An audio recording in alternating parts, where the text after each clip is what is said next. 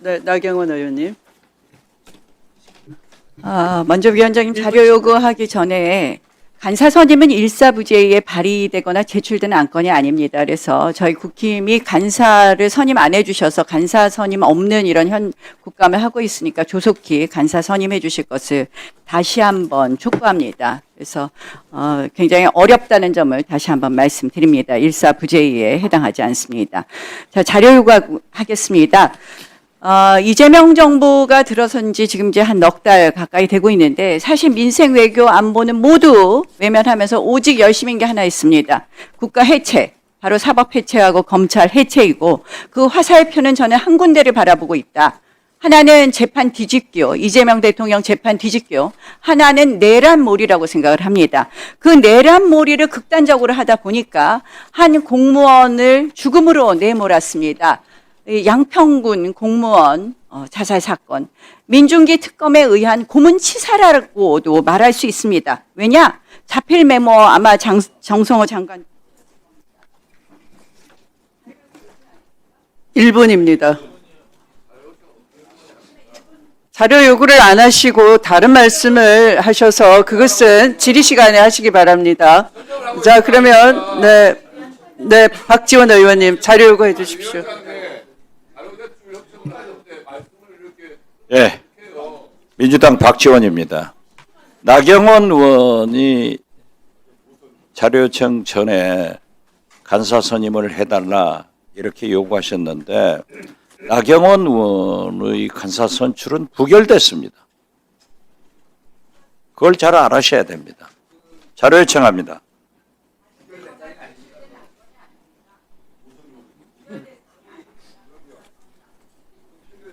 오전 법무부 보고가 끝나기 전에 박성재 법무장관이 결재한 문서 중에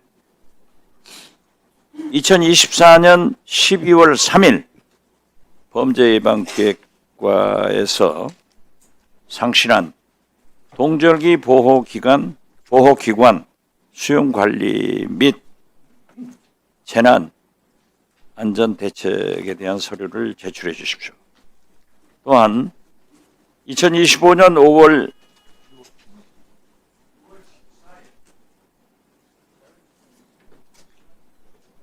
1분입니다.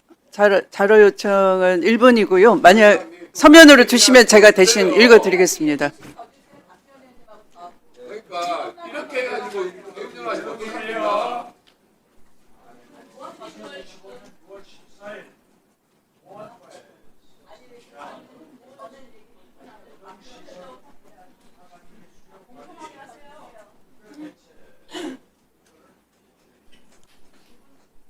아이고 많이 넣어드리세요. 좀 안 드리잖아요.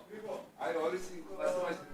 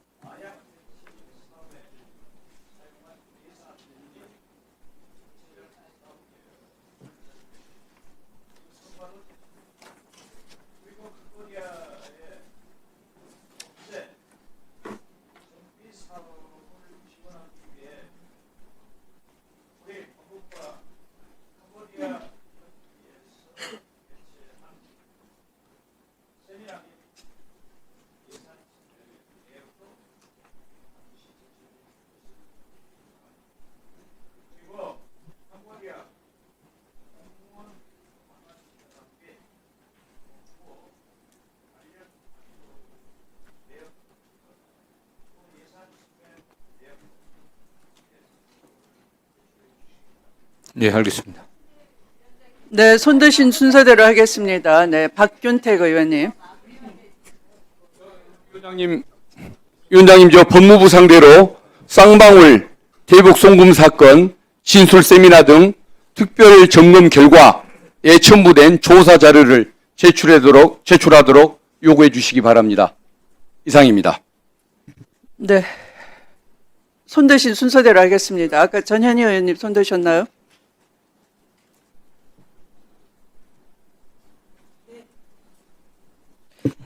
네, 저도 쌍방울 대북 성건 관련 진술 세미나 법무부 감찰 진행했다고 알고 있는데요. 그 내용 자료 일체 자료 요구를 오전 중으로 해주실 것을 요청을 드립니다. 그리고 지금 어제 대법원 국감 그리고 오늘 법무부 국감에 사실상 불출석 사유서를 제출하지 않고 불출석했거나 그리고 불출석 사유서가 법령에 정한 정당한 사유가 없이 무단으로 불출석한 증인들에 대해서는 우리 위원장님께서 강력한 경고와 함께 추가 조치를 해주실 것을 요청드립니다. 이상입니다. 네. 송석준 의원님.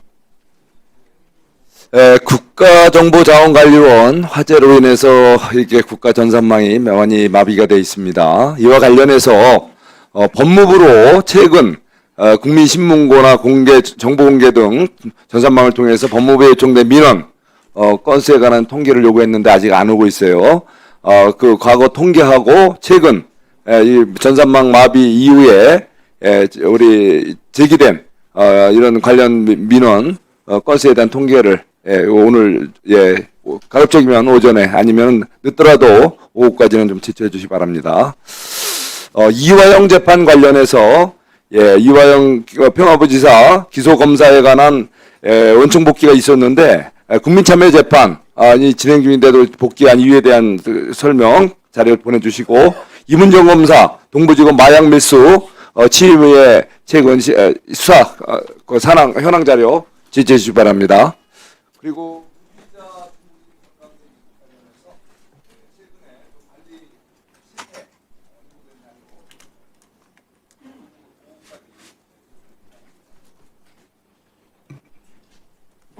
네, 곽규택 의원님. 예, 민중기 특검에 지금 파견돼 있는 파견 검사와 검찰청 소속 수사관 현황, 현재 소속청 어디인지, 그리고 그 중에서 양평군 공무원 사건 수사에 투입된 검사와 수사관 현황, 그리고 양평군 공무원 사건 수사의 수사한 내용의 녹화 자료와 그리고 유서 이 내용들 오전 중으로 제출해 주시기 바랍니다.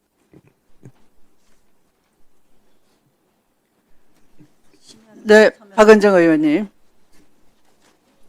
네, 제가 어제 의원들 3분의 1 이상 연서로 제출 요구를 하긴 했는데 오늘 중으로 좀 제출해 주셨으면 좋겠는 게 검찰개혁 총리실 파견 검사 및 수사관 명단과 그다음에 월성원전 사건, 김학의 출국 금지 사건, 울산시장 선거 개입 사건에서 무죄를 받은 검사들에 대한 사건 평정위원회 심의 여부와 사건 평정 내용을 제출해 주십시오. 그리고 검찰 사건 무죄율을 저희가 받았는데 저희가 직접 수사 사건 무죄율을 요청을 했고 그 직접 수사는 인지, 고소, 고발 사건을 모두 포함한 것인데 인지 사건 무죄율만 있다고 하면서 제출하셨거든요. 고소, 고발 사건 포함한 무죄율 산정해서 간단히 산정하실 수 있잖아요. 고소고발 사건 무죄율. 직접 수사한 사건들입니다. 직수한 사건들. 그러니까 검찰이 직접 수사한 사건, 인지, 고소, 고발 포함한 사건 무죄율 1심, 2심, 3심 무죄율에 대해서 제출해 주시기 바랍니다. 그리고 현재 검찰 항소와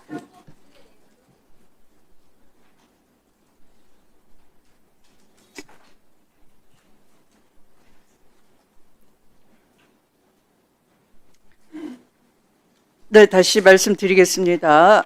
이제 질의와 일반 증인 참고인에 대한 신문 순서에 들어갑니다. 질의 시간은 질의와 답변을 합쳐서 7분으로 하고 배부된 질의 순서에 따라 진행을 하겠습니다. 앞서 말씀드린 바와 같이 위원님들께서는 질의 시간 7분을 활용하여 기관에 대한 질의와 일반 증인 참고인에 대한 신문을 해 주시면 되겠습니다. 그러면 먼저 신동욱 위원님 질의해 주시기 바랍니다. 예, 정성호 장관 요즘 굉장히 고생도 많고 머리도 복잡하실 것 같은데, 그러나 지금 대한민국의 사법 제도가 완전히 뒤바뀔 수도 있는 역사적인 순간에 와 계시다는 건 잘 알고 계시죠? 예, 뭐 여러 가지 측면에서 무거운 책임감을 느끼고 있습니다. 예, 그 국민이 직접 뽑은 선출 권력이 국가의 시스템, 특히 사법 체계를 무너뜨리면서 민주주의가 붕괴되는 것은 현대 국가에서 아주 일반적인 사례입니다.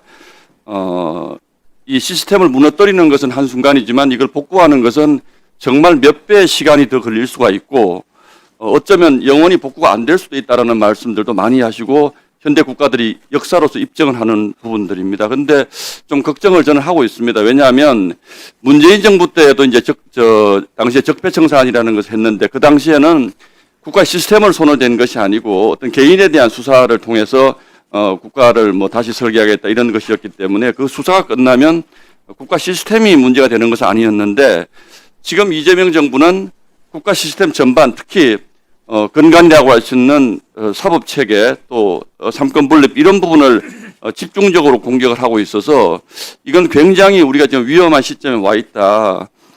특히 이 국가의 시스템을 무너뜨리는 것이 특정 개인 최고 권력자 대통령의 안위를 위해서 진행되고 있다라는 의구심을 가지지 않을 수가 없습니다. 지금 화면 한번 잠깐 보여드릴게요. 인사가 만사라고 보통 하지 않습니까? 제가 이분들이 특정 개인에 대해서는 제가 사유를 모르기 때문에 제가 평가하지 않겠습니다. 다만 지금 이런 평가를 하고 있습니다. 대한민국 정부가 이재명 로펌 정부냐. 지금 저희가 러프하게 제가 대충 언론에 다 공개되신 분들만 보더라도 이재명 대통령 변호인 출신들이 지금 정부 고위직 또 국회 말하자면 법무행정이라든지 사법개혁, 검찰개혁에 직접적인 영향력을 미칠 수 있는 위치에 저렇게 대거 포진해 있습니다. 실무 인력까지 포함하면 과연 이 정부가 대한민국 국민을 위한 정부인지 이재명 대통령의 사법 리스크를 해소하기 위한 정부인지 알 수 없을 정도로 저는 위험한 상황이라고 생각을 합니다. 다 정성호 장관님이 직접적 관심을 가질 만한 위치에 계신 분들인데 혹시 이거는 합당하다고 생각을 하십니까? 예, 뭐 대통령께서 그 해당 직무의 어떤 적정성이라든가 또는 뭐 전문성들 여러 가지를 고려해 갖고 인사한 것을 알고 있고. 아니요, 직접적인 이해 당사자들입니다. 변호인을 하셨기 때문에 저희가 뭐 좀 과장하면 이분들의 변호사비를 그 관직을 준 것으로 산 것 아니냐라는 그런 평가를 할 수 있을 정도로 지금 보시면 굉장히 심각합니다. 그리고 민정비서관 무슨 비서관 이 법무행정에 직접적인 영향을 미칠 수 있는 부분에 대거 포진하고 있기 때문에 법무부 장관님 이 부분에 대해서 아무런 생각이 없으시다 그러면 저는 곤란하다고 봅니다. 예, 과거 정부에서도 이런 정도의 그 법률 개인 변호인이요? 예, 이건 대개 정부의 개인 변호인 이런 적이 있었습니까? 그 부분 혹시 책임지실 수 있습니까? 뭐 저희가 개인 확인해 변호인이라기보다도 이건 뭐 개인 변호인이기 아니요, 제가 때문에 옆에 채용된 게 참고로 아니라 보면 법률 전문가로서 또는 해당 아니요, 개인 변호인들입니다. 이분은 법률 전문가가 아니고 개인 변호인이기 때문에 저는 정 장관님이 대통령께도 이런 식으로 가는 것은 곤란하다라는 좀 진정성 있는 건의를 대통령께 한 번쯤은 해 주십사 하는 그런 말씀으로 그런 취지에서 말씀을 드립니다. 예, 또 뭐 국회의원님들 같은 경우는 또 아시는 것처럼 예, 제가 개인적인 사유를 모르기 때문에 개인에 대한 평을 안 하겠다고 말씀을 드렸습니다. 진정성 있게 드리는 말씀에 대해서 그렇게 비아냥대지 마세요. 이거는 상식적으로 봐도 굉장히 심각한 문제 아닙니까? 알겠습니다. 이만큼 하겠습니다. 어제 다음 화면 좀 보여주세요. 지금 인천세관 마약 수사 사건 관련해서 대통령께서 직접 지금 동부지검에서 지금 수사를 하고 있지 않습니까? 예, 여기에 대해서 직접적으로 언급을 하시면서 의혹의 제기자인 백혜룡 경정을 파견하겠다 이렇게 하니까 백혜룡 경정이 처음에는 나는 안 가겠다 그러다가 안 가는 것은 이제 안 되는 거죠. 그러니까 파견은 갑니다. 그러나 구성과 과정 절차가 위법한 불법 단체인 합수단에 소속되는 일은 없을 것입니다. 그러면서 뭐라고 얘기를 하냐면 백혜룡 경정이 직접적으로 공격을 합니다. 정성호 장관님 마약 게이트 덮은 검찰 세력과 한편입니까? 이거에 대해서 두 가지 질문을 드리겠습니다. 이 마약 그 사건 수사가 동부지검에서 지금 몇 개월째 수사를 했는데 정부가 바뀌었지 않습니까? 전 정부 같으면 위에서 덮었다고 할 수 있겠지만 지금 백혜룡 경정이 주장한 게 아무것도 안 나오고 있는 상황에서 지금 이런 일까지 생겼습니다. 지금 어떻게 판단하고 계십니까? 지금 이문정 그 동부지검장을 책임자로 해갖고 매우 엄중하게 수사하고 있는 것으로 알고 있고요.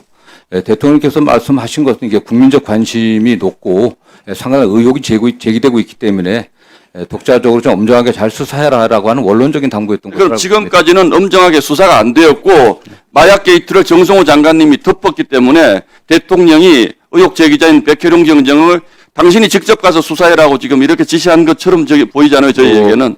제가 알기로 이제 백혜룡 경정께서 수사 과정에 관련된 이러저러한 얘기를 외부에서 하고 있기 때문에 본인이 직접 참여하는 게 좋지 않겠냐는 그런 분이 참여하는 것이 좋습니까? 객관적인 수사가 되겠습니까?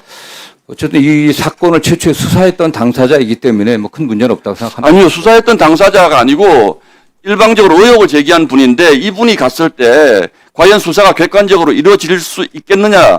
그리고 그것을 대통령이 수사팀 구성에까지 이렇게 직접적으로 개입하시는 것이 옳은지를 장관님의 의견을 여쭙는 겁니다. 뭐 대통령께서 게다가 이분은 장관님을 직접 공격을 하고 있어요. 검찰 세력과 한편, 마약 게이트 덮은 검찰 세력과 한편이라고. 여기에서 아무 말씀도 안 하십니까? 장관님은? 그야말로 적절치 않은 매우 주관적 의견을 얘기한 거기 때문에 뭐 그럴 제가 대응할 가치는 별로 없다고 생각합니다. 다만 대통령께서 수사팀의 구성과 관련한 구체적인 얘기라기보다도 이 사건에 대한 엄정한 수사가 진행되고 있지만 백혜룡 경정이 결국 외부에서 다른 문제점들을 제기를 하니까 직접 하라고 다음 화면. 하는 것 같습니다. 알겠습니다. 다음 화면 좀 보여주시죠. 지금 캄보디아에서 우리 국민들이 굉장히 고통받고 있는 거 알고 계시죠? 예. 이 보도를 보면 경찰이 보낸 협조 요청 70%가 답이 없다라고 합니다. 지금 우리나라하고 캄보디아는 범죄 인도 협정도 맺어져 있고 형사사법 공조도 돼 있는데 그렇습니다. 이건 전부 검찰의 수사권을 전제로 한 것이고 이런 일은 전 세계에서 여러 군데 있지 않습니까? 검찰이 해체되면 이 공백이 지금 메워질 수 있겠습니까? 어쨌든 이게 수사 기소 분리된다고 하더라도 검찰이 갖고 있는 국가 간의 사법 공조 책임은 어떤 형태로든지 유지돼야 된다고 저는 생각하고 있습니다. 네.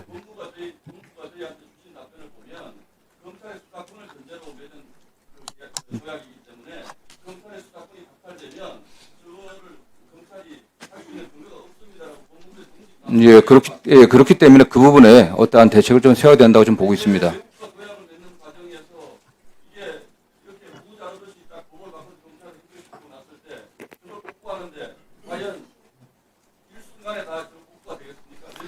예, 아니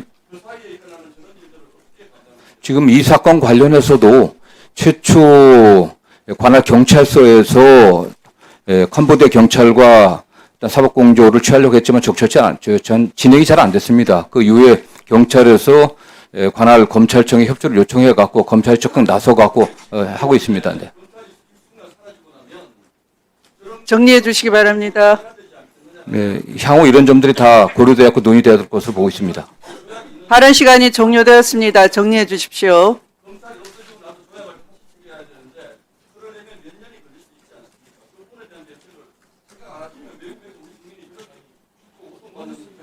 네, 저희들 다 고민하고 있습니다. 네.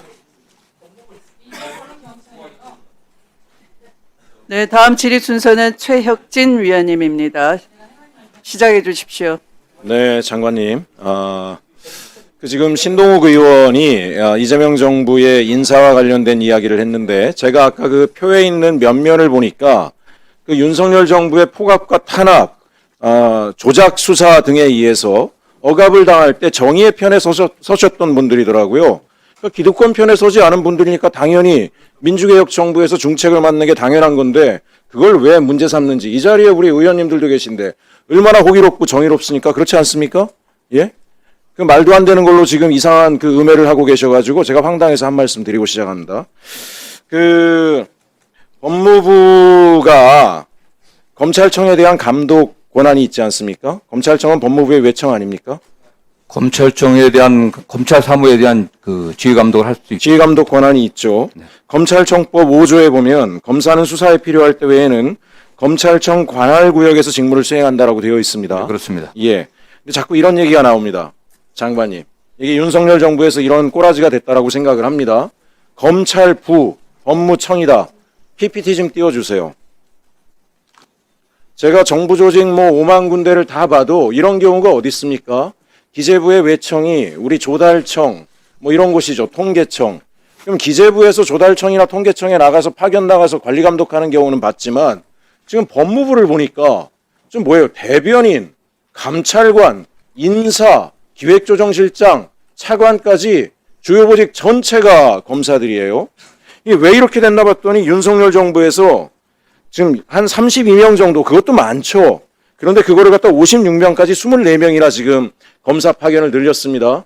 저는 뭐 이유는 하나라고 봐요. 한동훈 장관이 검찰 세력들을 갖다 힘을 얻어서 자기가 차기 대권을 얻으려고 저런 식으로 법무부 체계 자체를 왜곡시켜놨다라고 생각을 해서 결국은 이런 얘기가 나오는 거 아니겠습니까? 법무부 검찰청이 아니라 검찰부 법무청이라고 하는. 근데 지금 보니까 인사 라인까지 전부 다 검사들이 차지하고 있기 때문에 아마 장관님께서 이걸 다시 회복시키려고 해도 내부에 반발들이 있지 않을까라는 염려가 됩니다. 단호한 인사 조치를 통해서 법무부 내부의 검사 조직이 소위 말하는 역으로 법무부를 관리 감독하는 듯한 그런 우려, 국민적 우려를 해소시켜 주셨으면 하는 기대를 좀 하고 있습니다. 관련해서 제가 조금만 말씀드리면 법무부에 하는 일이 검찰만 관계된 게 아니고 출입국, 인권 보호, 그다음에 교정, 국제법무도 여러 가지 분야가 있습니다. 그건 대부분들은 대개 탈검찰을 해갖고 과거에 검사도 임명됐지만 지금은 다 비검찰 출신들이 전문직들이 임명되고 있고요. 그다음에 해당 부분도 사실 뭐 검찰 인사 관련 검찰국에서는 어쩔 수 없는 측면들이 좀 있고 법무실 같은 경우도 실제로 이제 해당 분야의 어떤 전문성이라을 갖고 있는 그런 분들을 외부에서 모셔봤지만은 대개 1년 10개월, 2년도 안 돼서 다 나가버렸습니다. 경력도 짧고 여러 가지 문제점들이 있었기 때문에 돌아왔는데 지금 의원님 지적하신 점 고려해갖고 노력을 하겠습니다. 다음 PPT 좀 보여주세요. 요 다음 거 보여주세요. 지금 인권국 문제 말씀드리면 나간다 그리는데요. 제가 좀 알아봤습니다. 비검사 출신, 사실 검사들이 인권 탄압에 사실 선봉에 서 있었기 때문에 비검사 출신들을 문재인 정부에서도 상당수 법무부에서 영입을 해서 인권국을 개편을 했었어요. 근데 다시 이게 윤석열 정부에서 인력을 다 늘려가지고 검사 출신들이 장악을 했는데 비검사 출신들이 왜 나갔느냐? 한동훈 장관 체제에서 회의 결재 등에서 전부 다 왕따를 시켜버렸대요. 그러니까 이건 뭐냐면 조직적으로 한동훈 장관이 검사들과 짜고 비검사 출신들이 법무부 안에서 역할하는 것을 음해하고 모욕 주고 왕따 시켜서 이런 일이 생겼기 때문에 저는 어쨌든지 간에 차관이라든가 기조실장이라든가 주요 보직이 비검사 출신으로 가서 비검사 출신의 전문가들이 법무부의 목적에 맞게 일할 수 있도록 하고 오히려 역으로 검찰청에 법무부의 일반직 공무원들 중에 역량 있는 분들이 파견 나가서 나중에 공소청이 되더라도 관리 감독이 이루어질 수 있도록 되는 게 좋겠다라고 생각을 합니다. 하나 좀 더 보면 다음 PPT 좀 보여주세요. 지금 그 외부기관 파견도 엄청나게 많이 늘었어요. 도대체 검사들이 왜 정부 주요 보직에 다 나가서 저렇게 많은 자리를 차지하는지 다음 PPT 보여주세요. 저는 이제 이 부분이 더 중요하다고 생각합니다. 해외 파견도 보면 이게 정부 조직 중에서 검사 조직과 검찰청과 기재부만 이런 일을 합니다. 무슨 얘기냐면 외교부 국정원까지 압력을 넣어서 딜해가지고 주요 해외의 주요 자리들을 자기들이 차지하고 가요. 그런데 보세요. 대사관도 어디만 갑니까? 미국 대사관, 일본 대사관, LA 총영사관, 중국 대사관, UN 대표부. 아니 검찰들이 나갈 거면 아까 캄보디아 얘기하던데 윤석열 정부에서 1조씩이나 쏟아주겠다라고 약속을 하고 대한민국 국민들이 저런 꼴을 당하는데 그 꼴을 당하도록 윤석열 김건희가 엉망을 만들어놨는데 차라리 검사들을 캄보디아 대사관 보내가지고 수사를 제대로 하도록 하든가. 왜 좋은 자리에, 제가 왜 저런 자리만 기재부나 검찰이 힘을 사용해서 가느냐 물어봤어요. 자녀교육 때문에, 학위 때문에 대부분 다서 놀고 있다 그래요. 그러면 지금 우리 대한민국이 지금 우리가 이제 유통 채널도 다 다변화해서 지금 새로운 공급망을 뚫어야 되는 시대에 왜 우리가 위험 국가에 보내세요? 아프리카 앞으로 우리가 교육해야 될 국가에 교민들이 범죄에 노출돼 있는 국가에 가서 우리가 상업적으로도 현지를 개발해야 되는데 검사들 법무부에 왜 두세요? 장관님, 저는 지금 너무 많이 있으니까 한 30-40명 빼가지고 아프리카, 중동, 캄보디아 앞으로 우리가 진출해야 될 국가들 보내가지고 현지 국가의 검찰 당국하고 협력해서 대한민국 사람들이 가서 거기서 마음껏 활동할 수 있도록 하는 게 좋겠다. 이렇게 하는 것들은 적절치 않다라고 생각합니다. 그래서 마지막으로 제가 장관님께 좀 부탁드리고 싶은 것은 검찰개혁을 지금 장관님께서 잘 해주고 계셔서 저도 굉장히 존경하는 마음이고 응원하는 마음인데요. 여전히 어쨌든 1년이라는 시간 동안 검찰개혁이 완수돼야 될 시간 동안 많은 국민들은 우리 법무부가 검찰의 일종의 작업이라든가 이런 것으로부터 좀 자유로워지지 않겠는가, 국민의 법무부로 거듭나야 되지 않겠는가 하는 우려들이 있기 때문에 좀 힘을 내셔가지고 검찰개혁이 완수될 때까지 장관님께서 이런 의혹들을 좀 철저하게 해소하고 말씀드린 것처럼 인사조치를 어떻게 개편할 건지를 기획안이 마련되면 저희 의원실에 보고까지 해주시길 부탁드립니다. 예, 좀 간단히 답변을 좀 드리겠습니다. 네. 정부 안에 파견되는 것은 제가 그 장관 취임 이후에 해당 부처의 의견을 듣고 파견했습니다. 해당 부처에 요청하지 않으면 저희들이 절대 파견하지 않는 걸로 했었고요. 근데 해당 부처에서 대부분 강력하게 요청을 했습니다. 저희 줄여야 되니까 필요하지 않으면 요청하지 말아달라고 했는데 대부분 요청을 했고, 예를 들면 환경부 같은 경우는 파견 나갔으면 파견을 이번에 줄였습니다. 필요하지 않는 것 같아서 환경부 장관이 직접 저에게 몇 번이나 이 환경 관련 사건들에 대한 법리적 검토가 필요하니까 파견 요청을 강력하게 해갖고 저희들이 검토한다고 그랬습니다. 외국 같은 경우도 법무부가 일방적으로 보내는 게 아니라 사실 외교부하고 이제 기재부 협의를 거쳐야 되는데 대개 민사라든가 또는 그 관련 범죄 또는 사법공조 차원에 필요한 데 주로 보내왔습니다. 다만 의원님 지적하신 범죄가 다발하는 지역에 동남아라든가 이런 지역에 대해서는 수사관들을 좀 파견하고 있거든요. 검사 파견 같은 경우를 적극 검토하고 일부에서 얘기하는 것처럼 장관이 검사들에 의해서 포위되어 있다 이런 주장들 하는데 절대 그런 거 없습니다. 국민주권 정부 하에서 법무부는 철저하게 국민의 안전을 지키면서 국민의 인권을 최대한 보호하면서 본인의 업무에 충실하게 저희들이 노력하고 있습니다.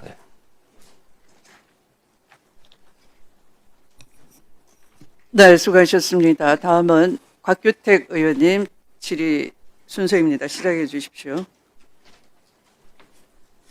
우리나라 이재명 대통령은 지금 5개의 재판을 받고 있는 피고인 신분입니다. 맞죠? 장관님? 예. 예. 참 불행한 일이기도 한데 이 5개의 재판이 지금 중지되어 있습니다. 그런데 그 중에서 2개의 재판은 거의 유죄가 확실한 사안이에요. 공직선거법 위반 사건에 대해서는 대법원에서 이미 유죄 취지의 파기환송이 돼 있는 상황이고요. 또 대북 송금 사건 이미 공범이 유죄가 확정된, 대법원까지 가서 확정된 사안입니다. 그 사안에 대해서는 대통령직 끝나서 만약에 재판이 다시 재개가 된다면 당연히 그에 합당한 처벌을 받을 사안들입니다. 그러니까 지금 이 사안들에 대해서 민주당에서 뒤집기를 해야 되는 거예요.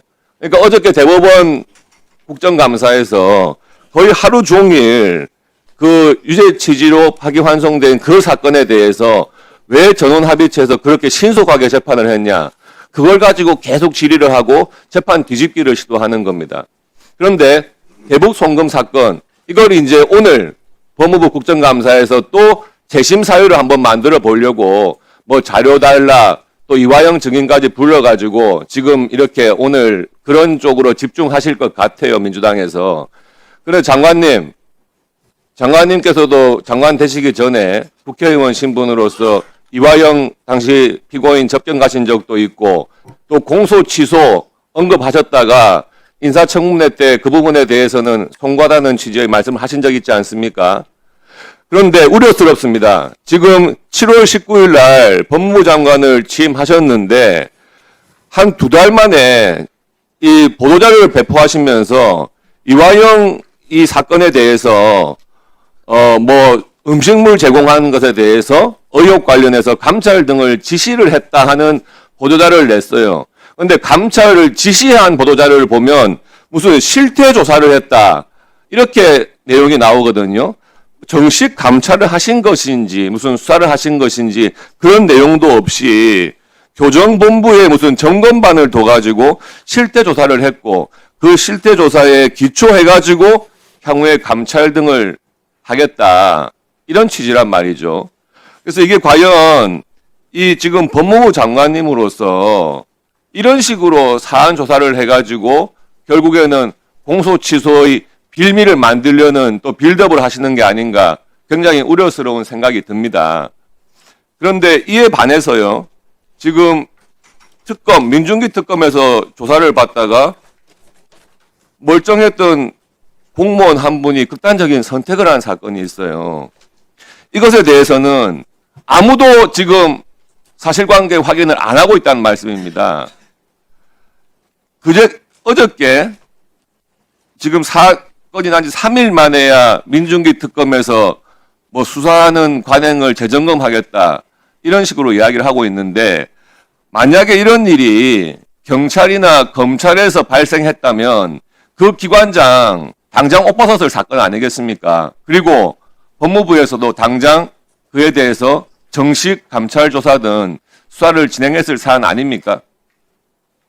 장관이 어떻습니까? 예, 이화영 전 부지사 관련해서는 여러 의혹들이 있었기 때문에 바로 저희들이 의혹만 갖고 감찰하는 건 부적절하지 않습니까? 아니, 지금 양평군 공무원 사건 말씀드리는 거예요. 예, 그거 관련해서는 민중기 특검께서 엄정하게 들여다본다고 하고 있으니까 지금 타 수사기관에서 하는 사안에 관련해서 제가 답변하기는 적절치 않은 것 같습니다. 네. 굉장히 부적절한 말씀입니다. 민중기 특검법 8조에 보면은요, 특별검사의 의무가 규정되어 있습니다. 제5항에 보면은 형소법, 검찰청법, 군사법원법, 그 밖의 법령 중에 검사의 의무에 관한 규정은 이 법에 반하지 아니하는 한 특별검사와 특별검사보에 준용한다고 되어 있습니다. 그러면 검사가 직무상 위법 행위를 했다고 할 경우에 관리 감독을 하는 법무부 장관이 이 조항에 의하면 특별검사와 특별검사보, 파견검사 당연히 관리 감독하시고 감찰 조사 하실 수 있는 조항이에요. 법무부 장관 소관이 아니다. 그러면 특검에서 사건이 났으면은 과연 누가 그것을 조사해야 됩니까? 이건 법리상 법무부에서 할 수 있는 사안은 아닌 것 같습니다. 해석의 차이는 있는 것 같아요. 그래서 특검법을 발의했으니까요. 네. 민중기 특검을 조사할 수 있는 특검법을 발의했으니까 그러면 법무부의 소관이 아니시라면 그 특검법에 대해서는 적극적인 찬성 의견을 당연히 내셔야 한다고 생각을 합니다. 지금 그 유서를 보면은요. 회유, 강압, 강요, 수모, 멸시 이런 가혹행위를 시사하는 단어들이 다 계속 등장을 해요. 그리고 심야 조사를 위법적으로 했다는 의심도 듭니다. 아까 제가 자료 제출 요구한 것 중에 추가해서 과연 심야조사 동의서를 제대로 받고 심야조사를 한 것인지 그 부분에 대해서도 확인하시고 특검에 파견검사 통해서 이 자료 제출 받아가지고 제출해 주시기 바랍니다. 지금 그 사건에 담당하는 파견검사나 수사관 있을 것 아닙니까? 예.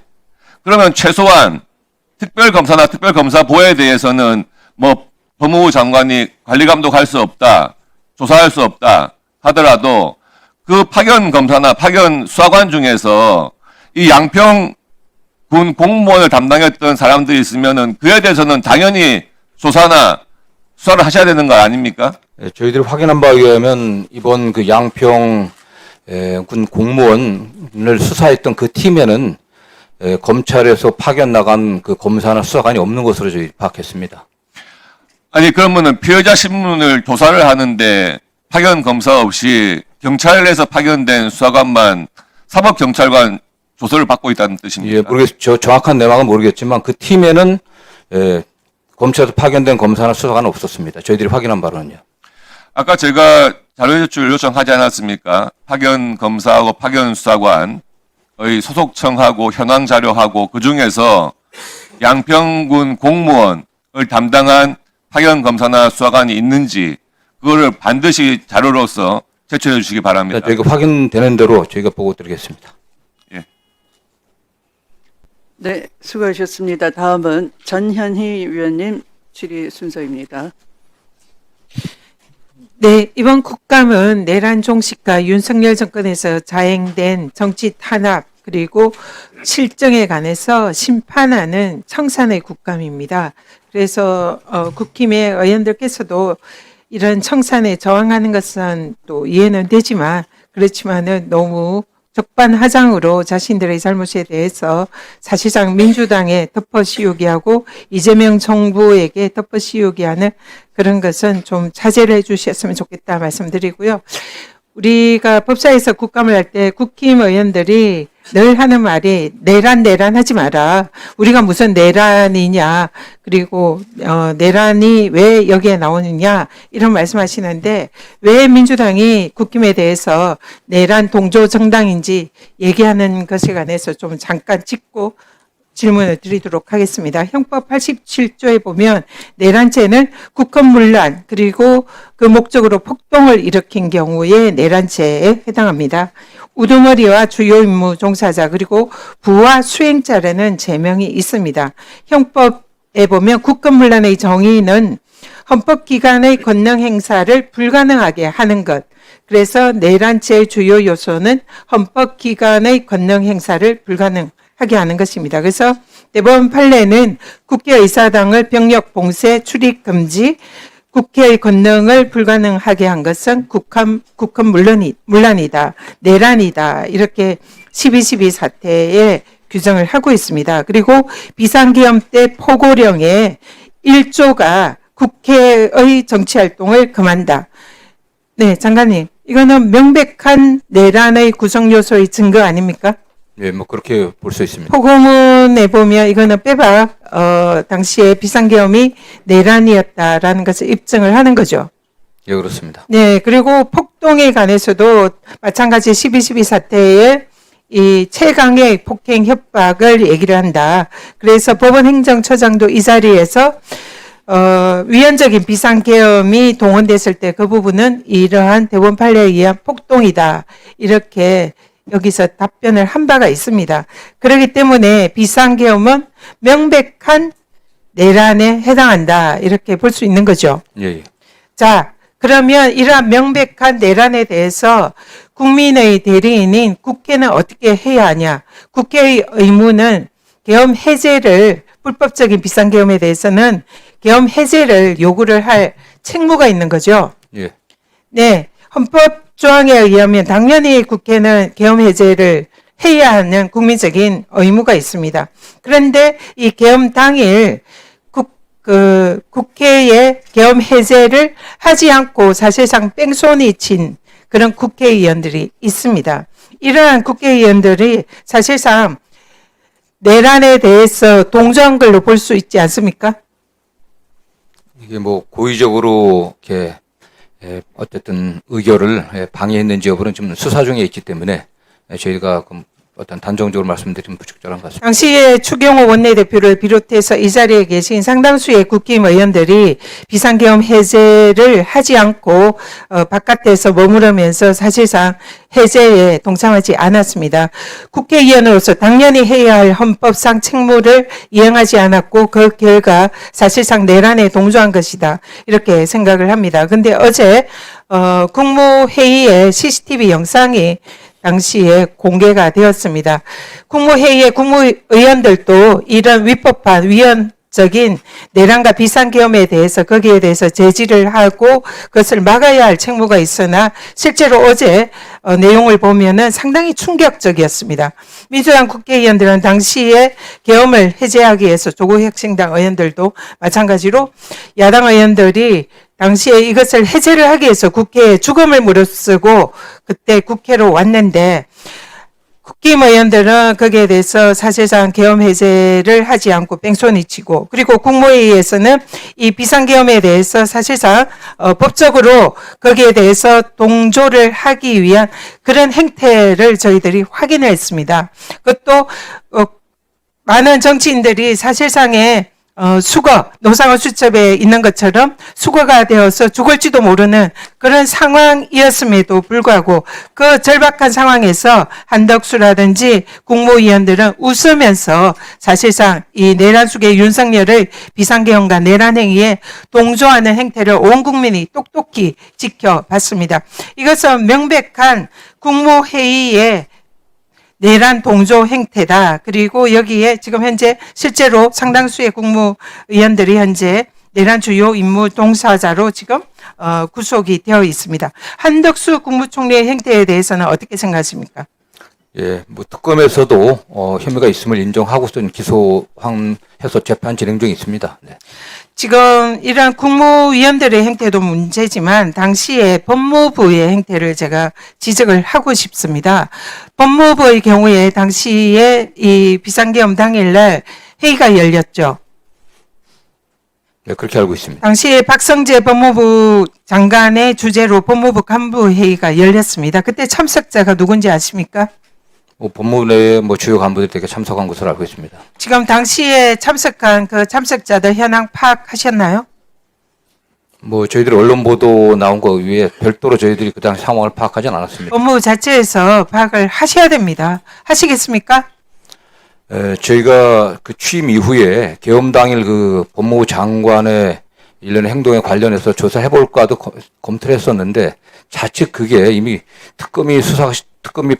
특검법이 발효된 상태에서 그렇게 됐을 때 말 맞추기라든가 진술 오염 또는 여러 가지 의혹을 저희가 불러일으킬까 해서 저는 내부적으로 특검 수사에 지금 적극적으로 협력해라, 사실대로 얘기하는 게 좋다, 이런 어떤 내부적인 수사에 방해되지 않는 범위 내에서 이것은 당연히 내부 감찰을 하고 또 그때 당시에 내란 동조 행태가 확인이 되면 수사 요청과 징계를 해야 된다 생각합니다. 저희 그렇게 특검 수사에 적극적으로 협력하고 있습니다. 네.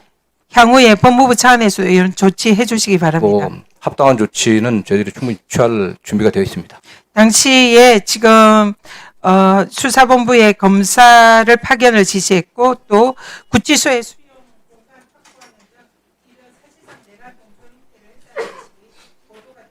네네. 일단 특검 수사가 종결되고 나면 그 합당한 조치를 반드시 취하도록 하겠습니다. 네, 수고하셨습니다. 다음 질의 순서는 주진우 위원님입니다. 시작해 주십시오. 박상윤 증인 나오시고 PPT 좀 띄워주세요. 잠깐만요. 시간 좀. 증인 나오고 시작하겠습니다. 다시 좀 넣어주십시오.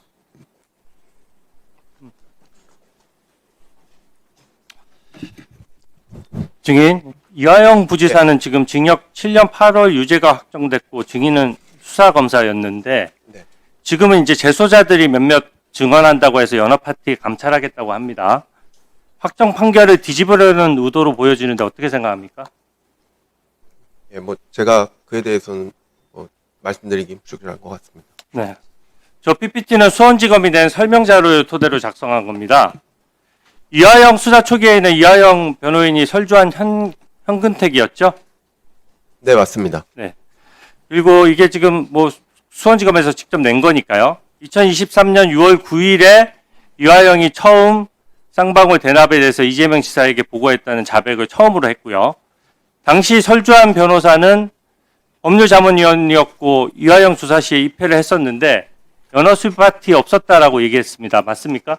네, 맞습니다. 네. 이화영의 첫 자백 후 불과 3일 만인 6월 12일에 설주한 변호사가 갑자기 사임을 했고요. 6월 30일에도 이화영의 2차 자백이 이어졌습니다. 증인은 저번에 이화영이 먼저 국정원 직원이 작성한 문건이 있다고 알려줘서 수사팀이 뒤늦게 알고 그것을 증거로 확보했다라고 했는데 그 증언이 맞습니까? 예, 맞습니다. 그 국정원 직원은 이화영과 무슨 관계였습니까? 먼 친척 관계로 알고 있습니다. 먼 친척 관계요? 예. 네. 촌수나 이런 건 알고 계신가요? 그건 잘 모르겠습니다. 네. 다음 PPT요. 이화영의 자백이 언론에 보도되니까 민주당에 비상이 걸렸습니다. 아직 선임도 안 된 민변 출신 김영태 변호사가 7월 12일에 이화영을 접견을 했고요. 이화영에게 이게 죄가 되기 어렵다는 점을 막 설명을 하니까 이화영이 변호사님이 모르는 게 있다, 진정으로 두렵다, 이런 말을 해서 제가 녹취록을 공개한 바도 있습니다. 그런 사실이 있습니까? 네, 맞습니다. 바로 다음날 박찬대 의원이 지인을 통해서 이화영 배우자랑 통화를 했고요. 7월 29일에는 역시 선임되기 전인데 지금 김광민 변호사가 이화영 배우자와 함께 다른 변호사를 구하고 있다라고 또 얘기를 했습니다. 맞습니까? 네, 제가 그 부분은 잘 기억이 안 나는데 네. 예, 기억이 좋습니다. 잘 나지 않습니다. 네. 그럼 8월 2일에는 이화영이 그 배우자한테 다른 사람을 통해서 검찰하고 딜한 것처럼 말하는데 좀 자중하라라고 하면서 오히려 약간 부부싸움 하듯이 이화영이 그 본인의 처에게 오히려 나무라는 장면이 있었죠? 예, 맞습니다. 네. 김강민 변호사를 중심으로 변호인단이 새로 구성된 후에 9월 7일이 되어서야 이화영이 자백을 이제 번복을 했습니다. 이런 경과로 진행된 것이 맞습니까? 예, 제가 구체적인 날짜는 기억하지 못하지만 대략의 내용은 맞습니다. 네. 저는 이게 두 가지가 명확하다고 생각합니다. 첫 번째는 6월 9일에 첫 자백을 하고 3개월이나 자백이 유지가 됐어요. 연화를 얻어먹고 자백이 유지됐다고 보기에 너무 긴 기간 아닙니까? 연화를 얼마나 얻어먹어야 도대체 3개월간 자기가 모셨던 경기지사에 대해서 허위로 모함하는 내용의 허위 자백을 할 수 있단 말입니까? 저는 그게 일단 이해가 안 가고요. 말이 안 되죠. 그리고 유하영이 이게 중요한 부분인데요. 이재명 지사에게 보고했다는 진술을 하니까 변호사를 교체해버렸어요. 보니까 지금 그 자백 직후에 설주한 변호사가 빠지고 김강민 변호사가 들어온 후에 자백이 번복됐습니다. 이게 지금 전형적으로 진술을 회유하거나 변호사를 교체해서 뭔가 진술을 흔들어 보려고 할 때 지금 일어나는 현상이거든요. 제가 중요한 제보를 하나 받았는데요. 박상현 증인. 예. 설주한 변호사를 사임시키고 김관민 변호사를 새로 선임하는 과정에서 당시 민주당 이재명 대표의 첫 측근이던 김현지가 그 과정을 직접 챙겼다고 합니다. 직접 전화로 연락도 했다는데 그 사실이 있습니까? 제가 뭐 직접 연락을 받은 것은 아니고요. 그 설주한 변호사가 갑자기 사임을 했습니다. 저희가 조사를 하고 있는데 갑자기 약속된 그 조사에 출석을 하지 않았습니다. 그래서 그 이유를 물어보니까 그에 대해서 그 민주당의 그 김현지 님으로부터 전화로 질책을 많이 받았다.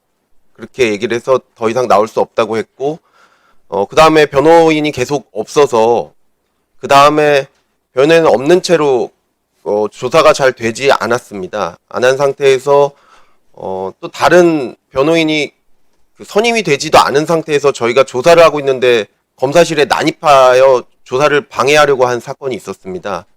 그리고 나서도 변호인이 계속 선임이 되지 않아서 그때 당시에 공판에 변호인을 하고 있던 법무법인 해광의 서민석 변호사가 이렇게 선임이 됐고 그 이후에 더 구체적인 자백이 진술이 되었습니다. 네, 좋아요. 그리고 잠깐만요. 하나 정리하고 후에 할게요. 네. 김광민 변호사 선임되었습니다. 네. 그러면은 지금 민주당 의원님이 방금 중요한 말씀을 하셨는데, 아니 뭐 민주당 대표 보좌관인데 김현지가 연락할 수도 있지. 그렇지 않습니다. 이 사건은 그 당시에 이재명 당시 대표와의 공범관계가 문제되는 사건이에요. 공범관계의 최측근이 공범인 사람에 대해서 그 변호인한테 질책을 하고 왜 자백했느냐고 따지고 변호사를 자르려고 했다 그러면 그 자체가 증거인멸이고 위증교사고 그렇게 되는 거 아닙니까? 뭐 증인이 답변할 문제는 아니고요. 제가 그럼 평가니까. 그 설주한 변호사를 아까 지금 증인 얘기를 정리를 해보면 설주한 변호사가 갑자기 조사를 하려고 하는데 안 나타나서 그때까지 나오다가 안 나타나서 증인이 연락을 했더니 김현지로부터 질책을 당했고 그 결과 질책 당했기 때문에 난 나올 수 없다 이렇게 해서 사임계를 냈다는 것이죠. 그럼 명확합니까? 예, 저는 그때 그렇게 들었고 그 간부들께도 그 사정에 대해서는 전부 보고를 했습니다. 네. 저 김현지 증인으로 나와야 되고요. 제가 이거 추가로 좀 더 물어볼게요. 네, 고생하셨습니다. 네, 수고하셨습니다. 다음 질의 순서는 송석준 의원이십니다. 시작해 주십시오. 예, 장관님. 예, 고생 많으시죠? 예, 우리 지금 이재명 정부 출범한 지 이제 4개월이 지났습니다. 예, 그 법무부의 최대 현안 과제가 뭔가요?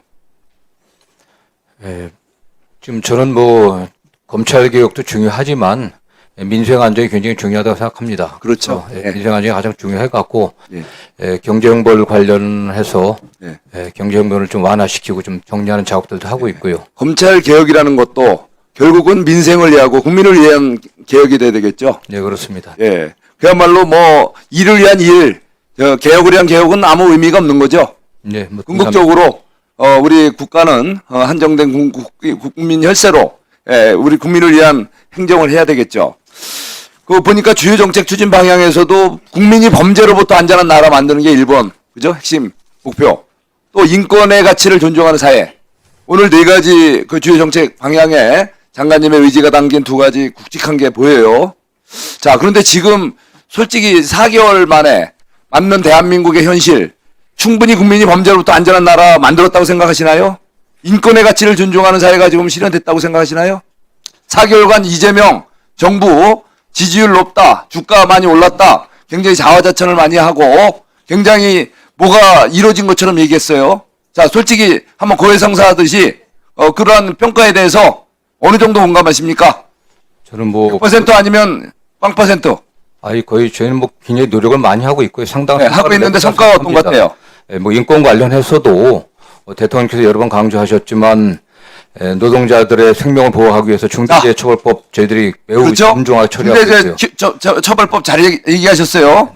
중대재해기업처벌하면서 많은 건설업계 현장에서 이런 사망사고가 나면은 거기에 대해서는 영업정지 뭐 또 영업 우리 과징금을 영업이익의 5% 이런 뭐 과한 거 과징금을 매기자. 심지어 이제는 아예 일을 못하게 수주 제한도 하자 막 이런 강력한 얘기를 하셨어요. 그렇죠? 그런 의지를 표현한 거지. 의지가 표현이죠. 뭐 법적으로 해결될 문제. 그런데 이걸 볼까요? 자, 지난번에 우리 우리 전산망 마비되는 국가정보자원관리원 화재 사고, 이거 어이없는 사고였죠? 사고 원인 결과 나왔지만 매뉴얼대로 안 했죠? 가장 중요한 국가 전산망이에요. 국가 전산망이 마비가 되는데 그런 중요한 거에 배터리가 문제가 있어서 그거를 더 위험해서 서버에서부터 좀 거리 이격시키기 위한 작업을 하면 국가 전산망을 우리가 병원에서도 수술할 때는요, 철저하게 협진을 통해서 만일에 대비해서 합니다. 근데 그게 전혀 매뉴얼을 안 지키면서 국가 전산망을 마비시키는 화재가 난 거예요. 이렇게 엉터리, 그것도 국가 가장 중요한 이 뇌수술을 하는데, 뇌수술을 하는데 이렇게 엉터리를 해서 국가가 좀 마비가 돼 있어요. 지금 몇 % 알고 계세요, 복구율이? 한 35%는 그렇죠? 넘어간 것으로 알고 있습니다. 벌써 보름이 넘었습니다. 이게 지금 얼마나 막대한 피해, 이거는 나중에 이제 물질적인 피해, 이제 정신적 피해, 모든 것을 사회적 피해를 이제 다시 계량화 하겠지만, 이거는 이재명 정부가 정말 있을 수 없는 어설픈 수술, 국가신경망 어설픈 수술로 인해서 이렇게 막대한 피해가 시방도 진행 중에 있고 무지막지하게 눈덩이처럼 커지고 있어요. 이거에 대해서 어떻게 책임질 겁니까? 거기에 대해서 또 담당 공직자가 이거를 수습하려고 무진애를 썼을 거예요. 그런데 어떤 압박을 받고 어떤 고통을 받았는지 이분이 스스로 목숨을 버렸죠? 바로 엊그제 양평군청의 공직자의 사망과 이번 우리 전산망 관련 공직자의 사망은 같은 방식으로 사망했습니다. 바로 이재명 정부의 공직자입니다. 지방정부와 국가정부의 두 공직자의 사망을 보고서 지금 어떻게 생각하세요? 자, 이게 지금 바로 중대재해기업 처벌을 한다고 하면서 현장에서 많은 기업들을 갖다가 겁박을 해서 결과도 현장이 다 올스톱이 돼갖고 오늘 언론에서도 나왔지만 많은 현장의 건설 현장과 많은 산업 현장이 위험 현장이 스톱이 돼갖고 정말 우리 사회의 약자들 일자리가 좀 스톱돼 있습니다. 지방 경제가 멎어 있어요. 이렇게 무지막지한 그런 발언과 그런 조치를 지시하면서 막상 이거에 대해서 어떻게 책임질 겁니까? 국가전산망 마비시켜놓고 담당 공직자가 책임을 어떤 압박을 받았는지 감당 못해서 목숨을 잃었어요. 거기다가 지금 특검이라는 이름으로 지금 수사를 하던 이 정부의 가장 핵심 지금 수사활동 아닙니까? 거기 현장에서 그 강압수사에 견디다 못한 지방 공직자가 목숨을 던졌어요.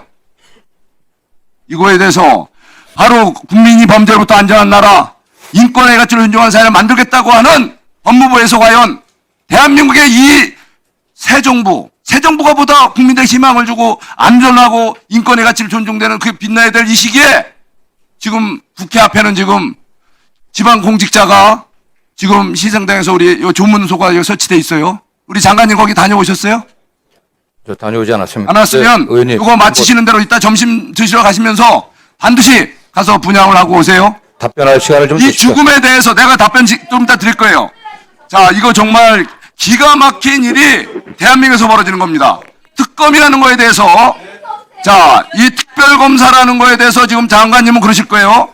우리는 법무부와 관련이 없다? 관련이 있습니까? 없습니까?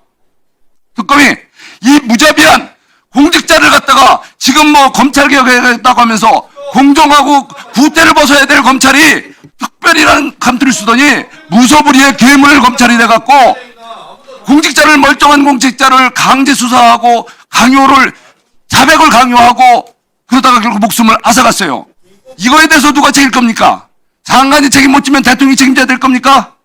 둘 중에 누구는 책임져야 되는 거 아닙니까?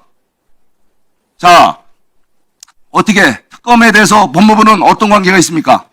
제가 지난번에 계산을 하면서 예산은 어떻게 됐냐, 특검 예산 어떻게 됐냐 했더니 바로 이거는 특검하고 기재부가 알아서 한다고 그랬어요. 그게 맞나요? 장관님, 그게 맞아요? 네, 그렇습니다. 그렇다면 의증이 될 수도 있어요. 반드시 답변 기회를 주십시오. 특검 계속 예산도 말씀하시죠. 법무부를 거쳐서 이 처리가 되도록 되어 있습니다. 이거 다시 한번 확인해 보시고 잘못되면 의중이 되는 거예요. 자, 다시 한번 분명히 말씀드립니다. 바로 우리 양평군청 공직자 사망 그리고 또 그 국가전산망 관련 담당 공직자의 사망 이거에 대해서는 법무부 장관 이재명 대통령 책임져야 됩니다. 반드시 자, 송석준 의원님 네, 호통만 치실 것이 아니라 피감기관에게 답변할 기회를 주시기 바랍니다. 권익위 공직자의 사망을 두고 윤석열 살인자 웅변대회가 아닙니다.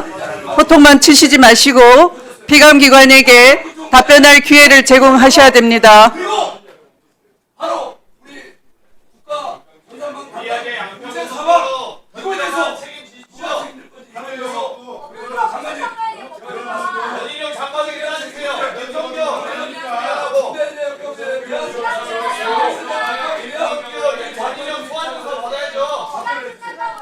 예, 좀 뭐 답변을 좀 하겠습니다.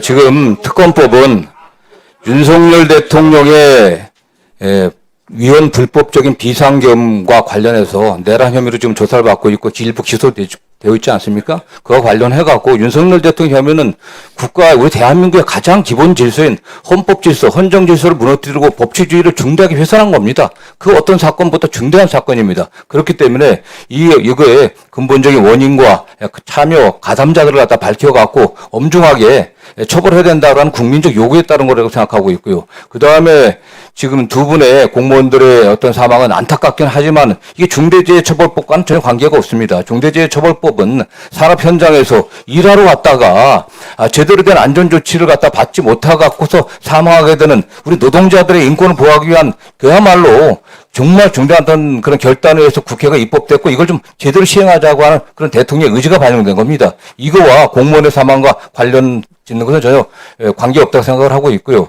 근데 정부 자원관리센터의 화재 문제는 지금 현 정부가 이걸 수설하려다가 문제된 게 아니라 물론 일부 과실이 지금 조사해보면 어떠한 과실이 있었는지 나올 것입니다. 그에 대한 조치를 취해야 되겠지만 이미 윤석열 정부 때부터 3년 전부터 여러 가지 이중화 조치라든가 이런 거 해야 되는데 제대로 하지는 못했던 겁니다. 이게 누적돼 갖고 이게 드러난 것이고 향후 국가 정보자원의 관리에 대해서는 정부 내에서도 종합적인 대책을 세우고 저희 법무부에서도 이번에 직접적인 타격을 입지는 않았지만 완벽한 대책을 세우려고 준비를 하고 있습니다. 네.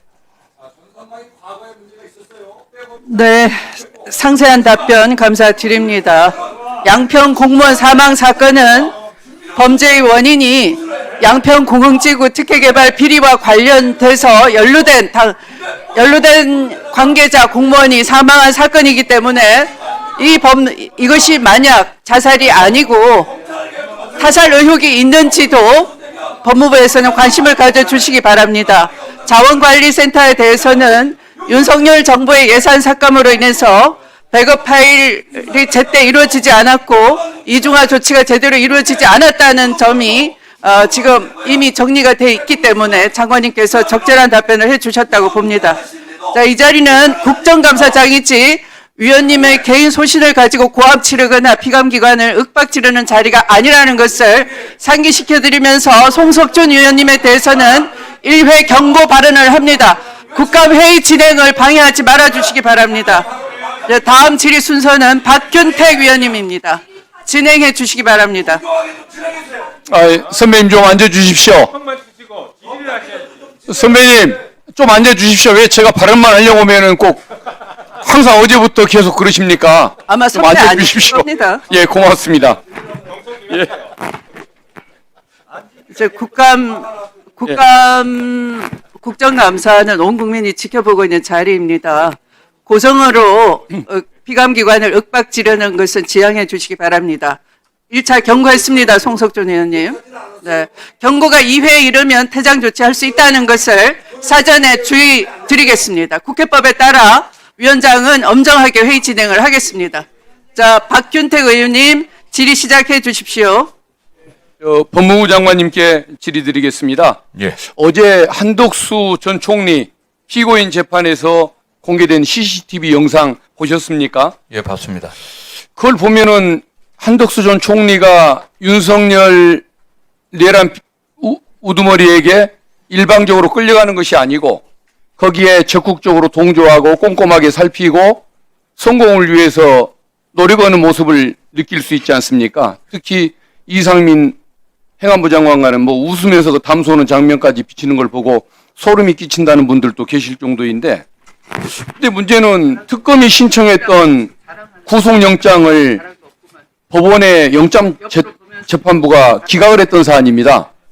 그런데 영장 실질심사 당시에 영장재판 담당 판사도 그 CCTV 내용을 봤을 걸로 저는 짐작이 됩니다.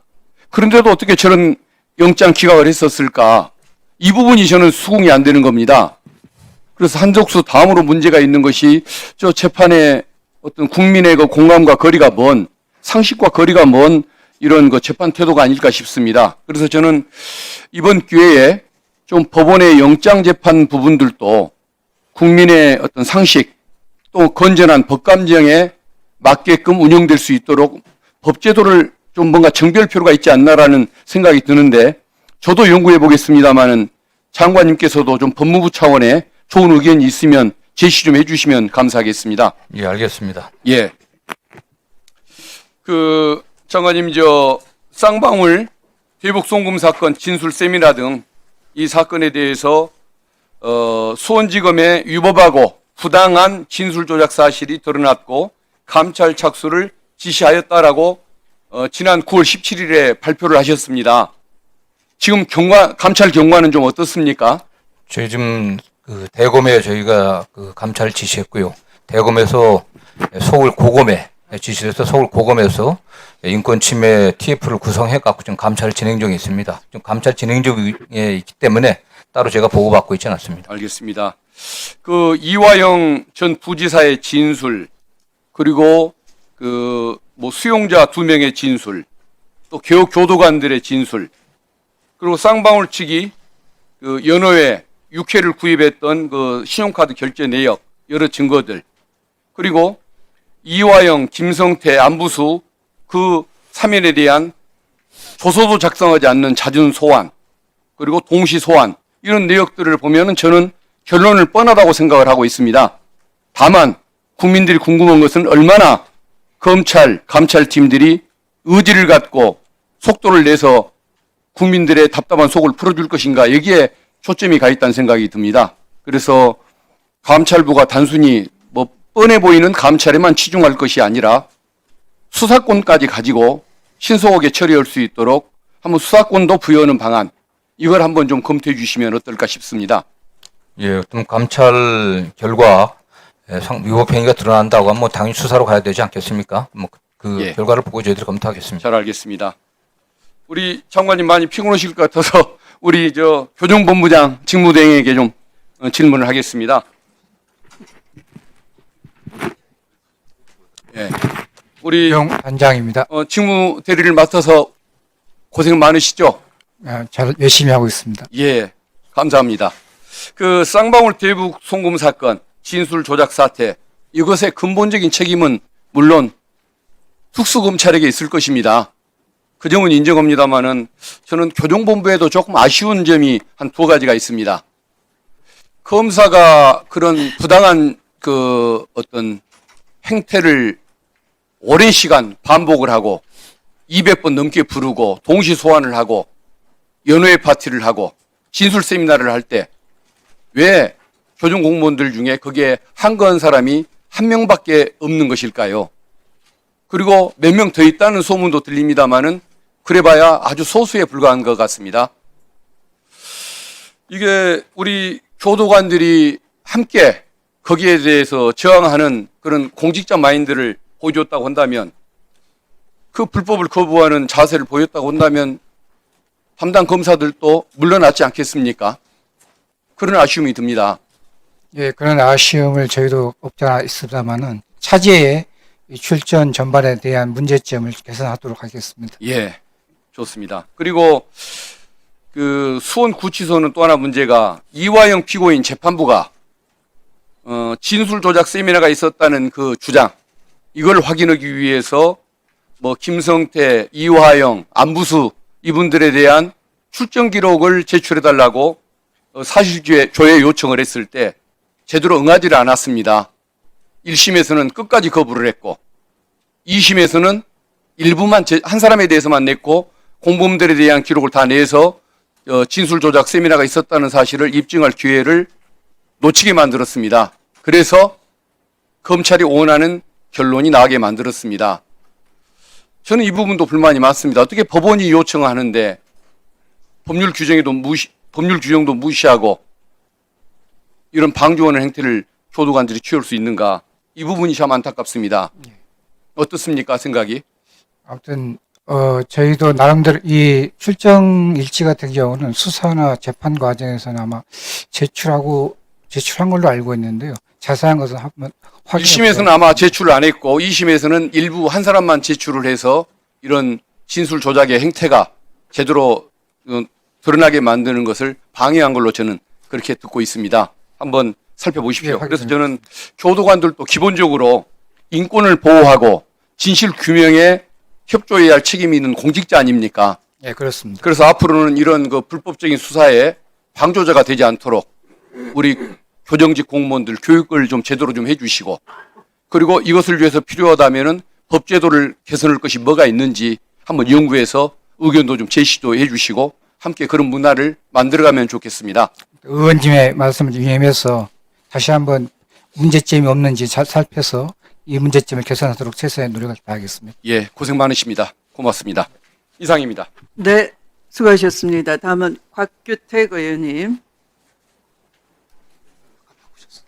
네네. 조배숙 의원님.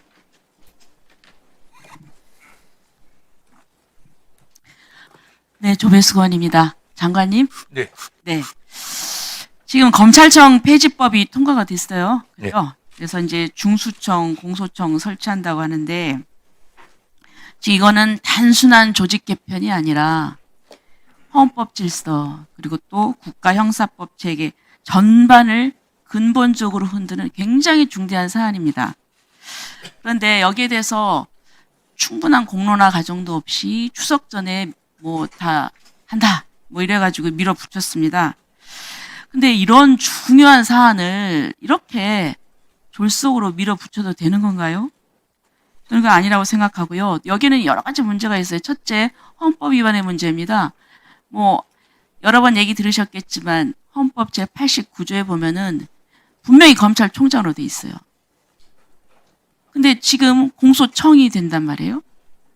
자, 그러면 이 부분을 어떻게 할 것인지 이름 바꿔치기신데 여기에 대한 헌법적 검토가 됐습니까?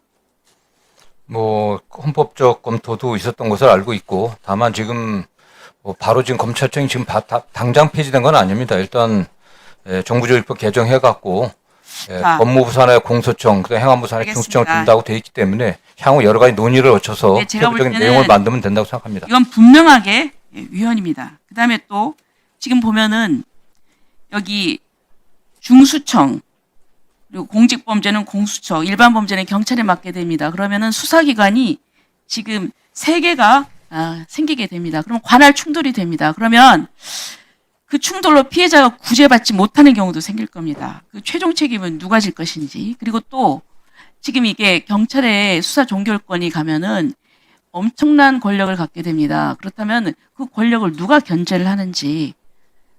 지금 검찰이 수사 기소권 같이 가지고 있다고 그래서 지금 뭐 검찰 개혁해야 된다고 해서 지금 검찰청까지 폐지하는 마당에 나중에 이건 또 똑같이 경찰을 개혁해야 된다 이런 말이 나오지 않겠습니까?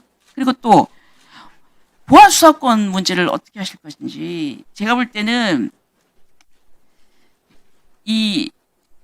지금 검경 수사권 조정 상황에 있어서도 여러 가지 문제가 많아요.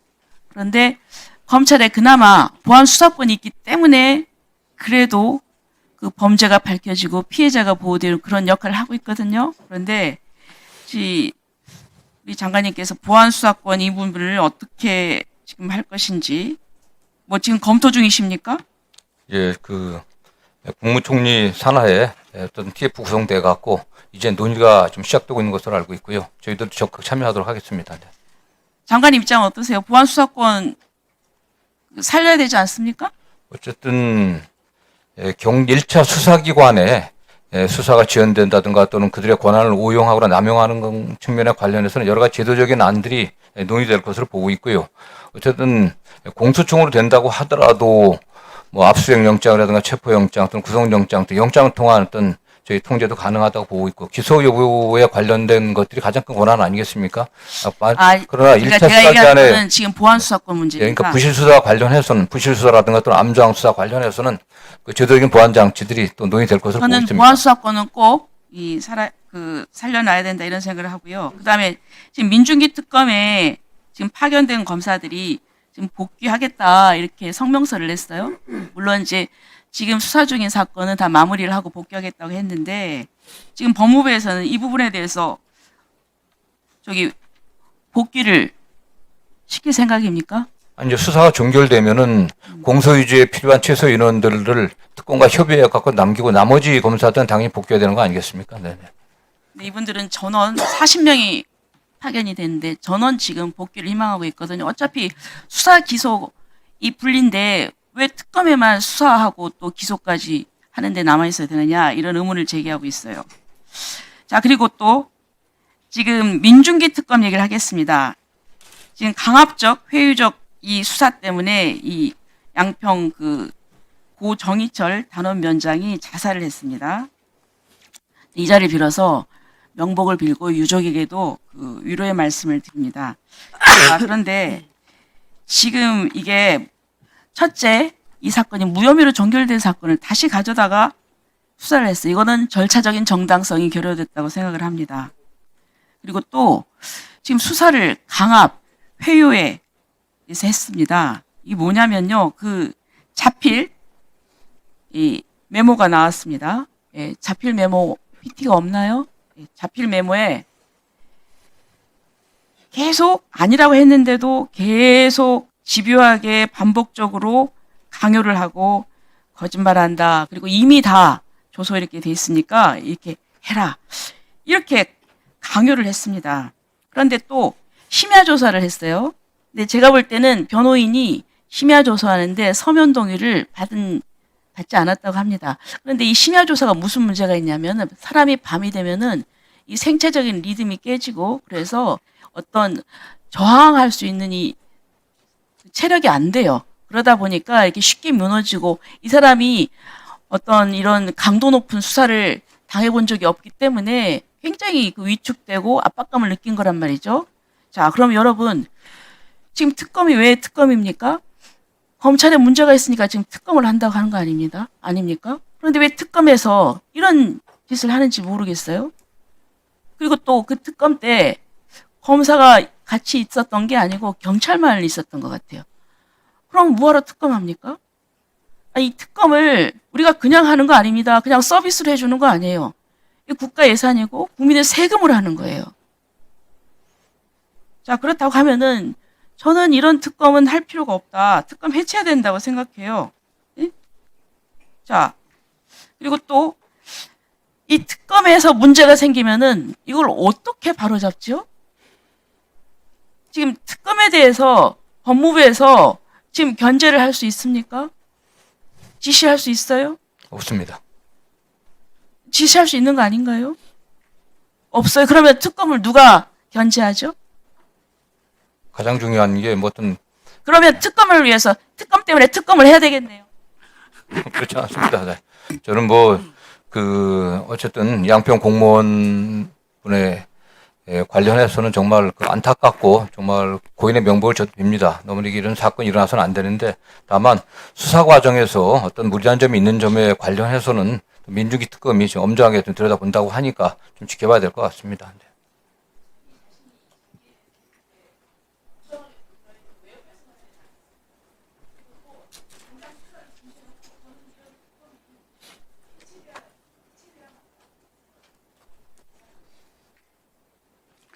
네, 내란 청산하기 전까지는 해체가 되겠습니까? 협조해 주시기 바랍니다. 다음 질의 순서는 서영교 위원 순서입니다. 질의해 주시기 바랍니다.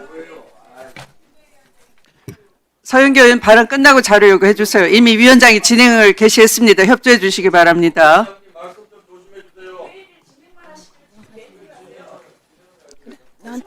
나한테 손으로 주시죠.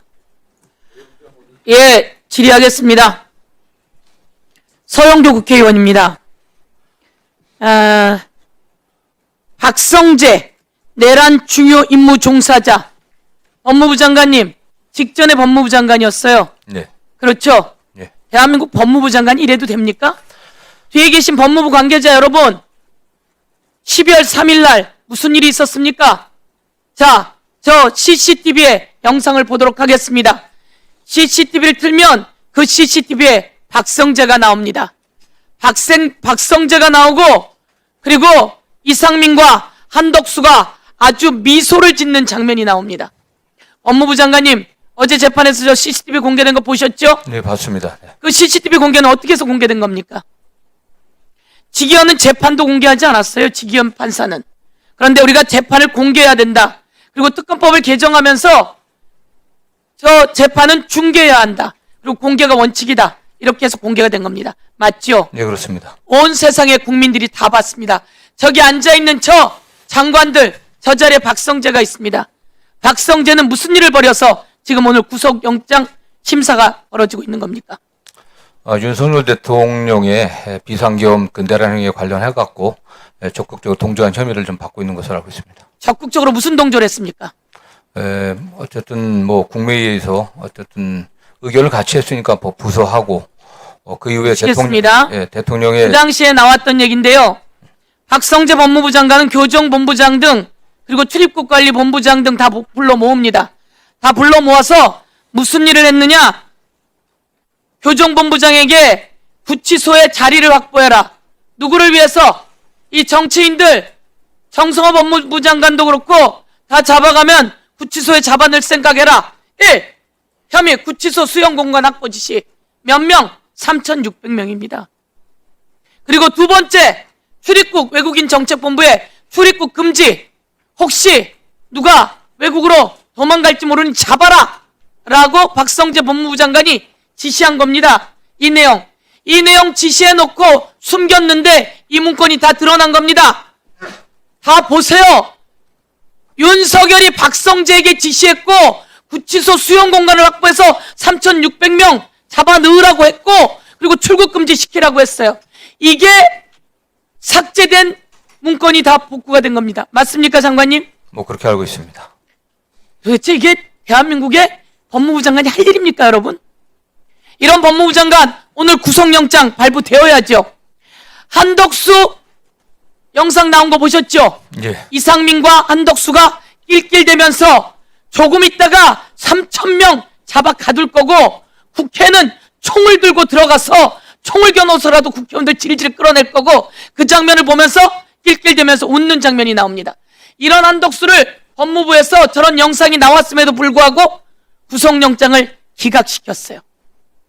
오늘도 이 박성재 구속영장이 기각되는지 봐야 합니다. 이런 박성재가 있었던 검찰이 대한민국에서 이런 검찰 그대로 두셔야 합니까? 특검이 철저히 수사해서 검찰을 확실히 개혁하셔야 합니까? 뭐 국민적 요구에 따라 좀 특검이 엄정하게 수사를 하고 있고요. 저희 법무부도 과감한 변화를 계속 좀 시도하고 있고. 과감한 변화하셔야 되고요. 법무부 장관께서 분노하셔야 됩니다. 성상원 검찰국장 이런 일이 있었습니까? 박성재 법무부 장관의 지시 알고 있었습니까? 그 당시에 제가 법무부에 근무하지 않았었어요. 알고 있었어요? 몰랐어요? 잘 몰랐습니다. 몰랐습니까? 예. 이제 알았습니까? 네. 법무부에서 이런 일이 벌어졌다는 걸 다시 한번 국민 앞에 알려드리면서 박상용 검사 감찰하고 있습니까? 지금 그 서울 고검에서 그 이화영 전 부지사 관련 사건에 대해서 감찰하고 있습니다. 위원장님 잠깐만 멈춰주시고 이화영 증인 앞으로 나와 주십시오. 잠깐 멈춰 주십시오. 이동하는 시간을 멈춰주세요.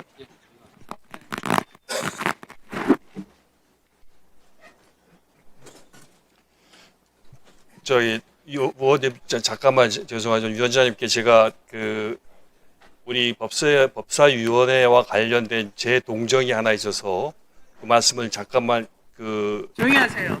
포함시키지 않고 좀 말씀을 드리도록 허락을 좀 해주십시오. 짧게 말씀드리겠습니다. 네.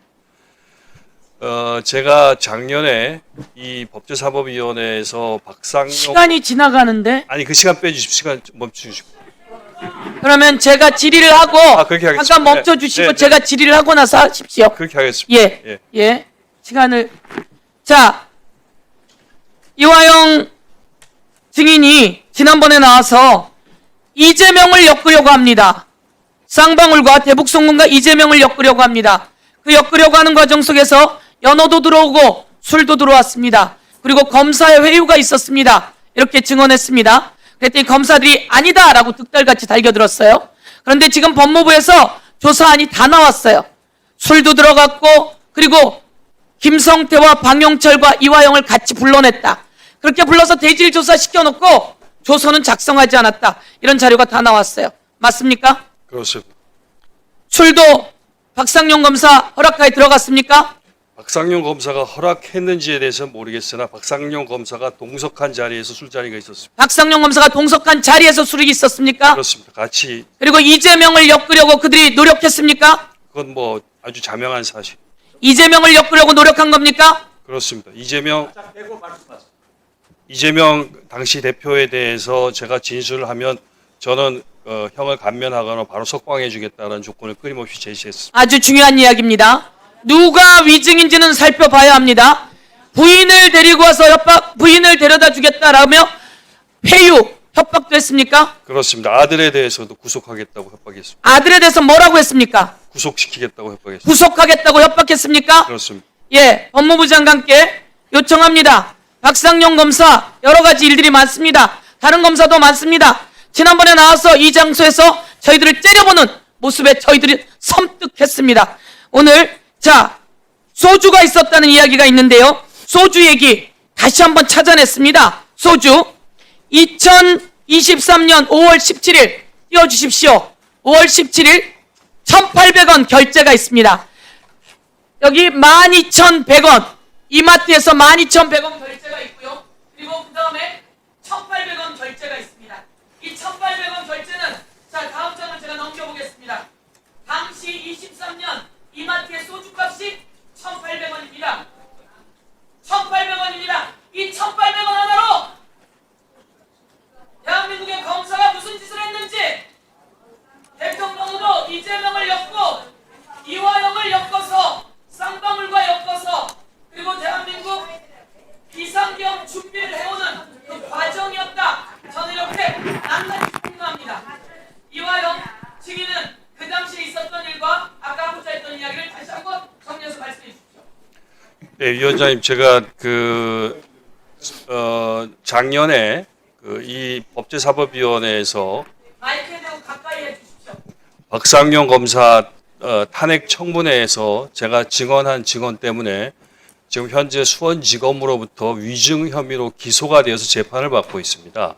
제가 이 위원회에 드리고 싶은 말씀은 제가 이 위원회가 아직 박상용 검사 탄핵에 대해서 소기의 과정을 마치지 않은 상태인데 그래서 제 증언이 과연 사실인지 아닌지 위증인지 아닌지 여부를 이 위원회가 아직 판단하지 않고 있습니다. 그래서 그럼에도 불구하고 특정 정당의 어떤 당시의 윤석열 정치검찰에서 특정 정당에 저는 고발을 사주했다고 생각을 합니다. 그래서 그 특정 정당이 저를 이 위원회 전체 의원님들의 결의가 아니고 특정 정당의 일부 의원들이 수원지검에 고발을 했고 그 수원지검에서는 바로 고발을 받자마자 위증 혐의로 기소를 하였습니다.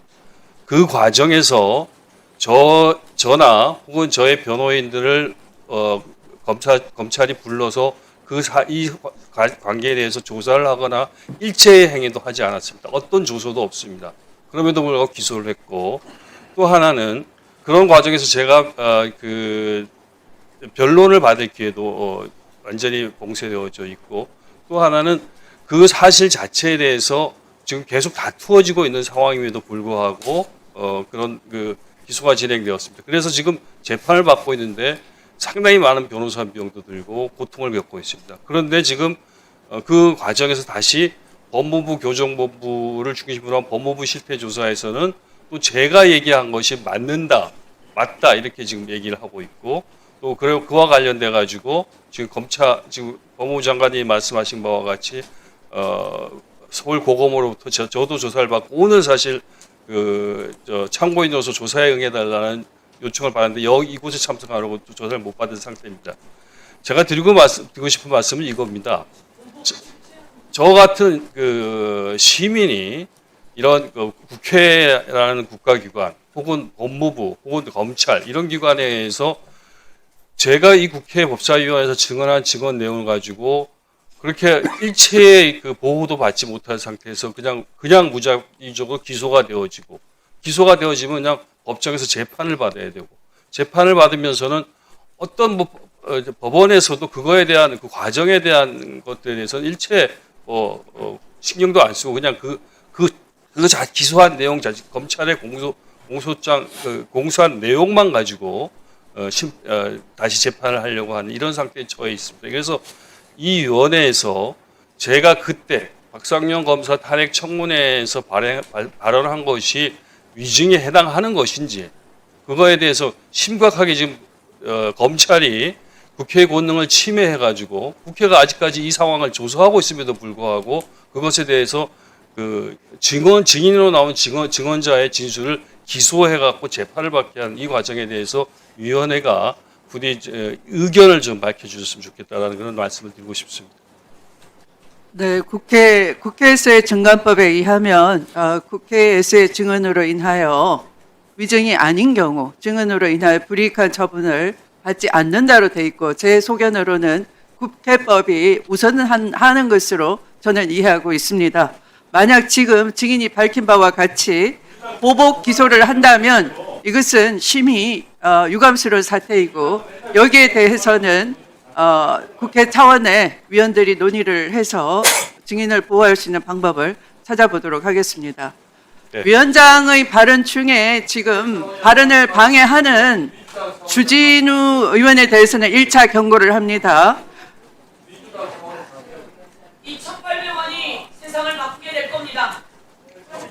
자, 서영교 의원님 발언 질의 시간이 지났기 때문에 위원장으로서 그 증인에 대해서 몇 가지 확인을 해보겠습니다. 아까 박상용 증인이 나와서 설주환 변호사와 또 한 분의 새로 선임 설주환 변호사는 사퇴를 하고, 또 그 과정 중에 새로운 변호사가 선임되면서 진술의 변경, 이화영 지금 증인이 그 수사 과정에서 진술의 변경과 연관이 있다는 식의 지금 아까 증언이 있었습니다. 여기에 대해서 사실 여부를 밝혀주시기 바랍니다. 전혀 사실이 아닙니다. 설주환 변호사는 제가 원래 선임한 변호사가 아니었었습니다. 그런데 어떤 계기에 의해 가지고 제 사건을 돕겠다고 검찰, 그러니까 제 원래 변호사는 아까 주진우 의원하고 말씀하실 때 좀 상황이 다르던데 원래 원부법인 해광의 서민석 변호사님이라고 계셨습니다. 그런데 검찰 조사에서는 이분이 오시지 않아가지고 제가 좀 검찰 조사에 동석할 그런 변호사님이 필요하다라고 저희 집사람한테 얘기를 했고, 그 과정에서 설주환 변호사가 저를 돕겠다고 왔는데 이 설주환 변호사가 저를 돕는 게 아니라 검찰을 돕는 행태를 계속 보여가지고 저하고 계속 논쟁을 하고 설전을 했었습니다. 그래서 설주환 변호사는 그 과정에서 지속적으로 검찰에 협조해서 빨리 이 위기를 저를 위해서 그렇게 얘기했는지는 모르겠으나 검찰에 협조해서 이 위기를 빨리 빠져나가는 것이 좋겠다라고. 주진우 위원님, 지금 위원장과의 문답 과정에 주진우 위원이 함부로 끼어드시면 안 됩니다. 경고합니다. 지금 두 번째 경고입니다. 세 번째 경고를 받게 되는 경우에는 네, 발언을 제한하겠습니다. 그래서 나경원 의원 조용히 하세요. 그래서 가만히 안 있으면 그냥 하시든지 변호사에게 알아서 제가 좀 항의를 하니까 저에게 변호사 선임계를 사입하겠다는 얘기도 하지 않고 갑자기 사라져서 나타나지 않았습니다. 그러니까 제가 뭐 굳이 표현을 하자면 저와의 계약 관계가 있었는지 정확하게 잘 모르겠는데 그렇게 돼가지고 나를 돕지 않고 검찰을 도왔다라는 구체적인 사정이 있습니까? 그렇습니다. 제가 검찰의 조사를 받으러 가면 선지현 변호사가 먼저 와 있어가지고 검찰 측하고 얘기를 하고 나와서 이러한 부분에 대해서는 이재명 대표에게 더 적극적으로 얘기를 하는 것이 좋을 것 같다. 그리고 어느 날은 A4 용지에 제가 진술할 내용을 정리해 갖고 왔는데 그것이 딱 검찰이 바라는 바였었습니다. 그래서 그 A4 용지를 예. 받았습니까? 제가 읽고 돌려줬습니다. 나 이거 못하겠다 이렇게 해서 돌려줘가지고 그걸 확보하지는 못했는데 그런 정황들이 있었습니다. 예. 그리고 그 상황이 어떤 상황이었냐면 그때가 이미 제가 기소되어서 재판을 받고 있는 과정이었습니다. 재판을 받고 있는 과정 속에서도 지속적으로 수원지검에서 저를 계속 검찰청은 거의 매일 불러가지고 주말도 끼고 매일 불러가지고 저에게 법정에서 이재명 대표에게 불리한 이 진술을 해달라고 계속 요청을 했고 회유를 했었습니다. 설주한 변호사가 입회한 가운데 조서가 작성된 적이 있습니까?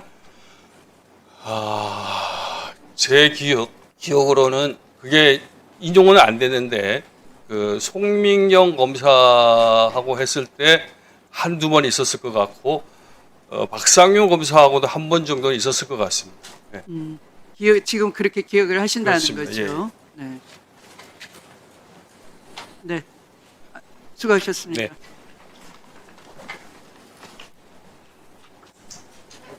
이화영 잠깐만요. 이화영 증인 잠깐 서 계십시오. 이화영 증인을 상대로 위원님들 중에 질의하실 분 있으면 해주시기 바랍니다. 네, 박지원 의원님. 이화영 의원 수고 많습니다. 고맙습니다. 지금 몇 년 형 받아서 얼마 동안 살았어요? 지금 7년 8월을 받아갖고 3년 이상 살고 있습니다. 저는 국정원장을 했기 때문에 안부수 씨에 대해서 잘 알고 있습니다. 그리고 국정원에서는 안부수 회장의 행적을 그렇게 높이 평가하지 않아요. 자, 저는 국정원 아이오 혹은 직원이 자기가 같이 대북 사업을 하는데 김성태 등 쌍방울이 주가 조작에 관련이 되더라. 그것으로 몰고 가더라. 그러니까 국정원 직원은 블랙이어도 본부에 보고를 합니다. 그러면서 이 기업이 주가 조작을 하는데 우리가 국정원이 개입할 수 없다고 거기서 손을 뗐어요. 이 보고서가 국정원에 존재하고 있습니다. 그리고 검찰에도 법원에도 가지고 있습니다. 그런데 국가기관에 이 중요한 보고서가 증거 채택이 안 됐습니다. 알고 계시죠? 그렇죠. 저도 지금 현재 재판을 3년 7개월 받고 있습니다. 국정원에서 김기현 원장이 고발을 했어요. 박지원 국정원장이 SI 군사첩보를 삭제 지시했다. 삭제됐다. 이것이 고발 사유예요. 그런데 이번에 국정원의 감사에 의거하면은 삭제 지시한 사람도 없고 받은 사람도 없어요. 그리고 삭제된 문건은 지금 현재도 국정원 실무자 컴퓨터에서 사용되고 있고, 또 국정원은 모든 문건이 생산되면 메인 서버에 저장이 되어 있습니다. 그 저장이 되어 있는 거예요. 삭제 사실도 없고 삭제된 문건도 없는데 저는 재판을 받고 있는 거예요. 그래서 그러한 서류를 우리 변호인이 재판부를 통해서 요구를 해가지고 받으니까 검찰에서 과연 이 문건이 국정원에서 생산된 문건인가 사실조회를 했는데 아마 간 것으로 알고 있습니다. 저는 이화영 부지사가 국정원의 문건을 주가 조작으로 대북 송금에 손 뗐다 하는 것이 나오는데 왜 이것을 법원에서 검찰에서 증거 채택을 하지 않았다 하는 것이 제가 추궁하니까 나오던데 알고 계셨어요? 네, 좀 덧붙여서 말씀을 드리자면, 제가 17대 국회의원 당시에 그 당시엔 통일외교 통상위원회 소속이어가지고 북한하고 협력 사업을 할 때 여러 가지로 평양에도 방문하고 그럴 때 그 노무현 정부 이후에 이명박 정권에서 저를 국정원에서 수사를 했었습니다. 수사를 받아가지고 제가 이 대북 업무라는 것이 이렇게 늘 리스크가 있는 거구나. 공적으로 대통령께서 좀 미션을 주셔서 했었던 일까지도 이렇게 다음 정부에서 수사를 하는 관행을 보면서 제가 경기도 평화부지사로 취임을 해가지고 반드시 내가 하는 대북 업무는 국정원과의 협조하에서 해야겠다 이렇게 결심을 해가지고 국정원에 그때 아까 말씀드렸던 아까 박성현 검사가 얘기하던 국정원 직원이 저의 먼 친척도 아니고 친척 관계는 아닌데 하여튼 같은 동네에 있었던 그런 국정원에 인연이 있는 사람이 저한테 연락이 와서 안부수 회장을 소개해 준 겁니다. 그래서 안부수 회장하고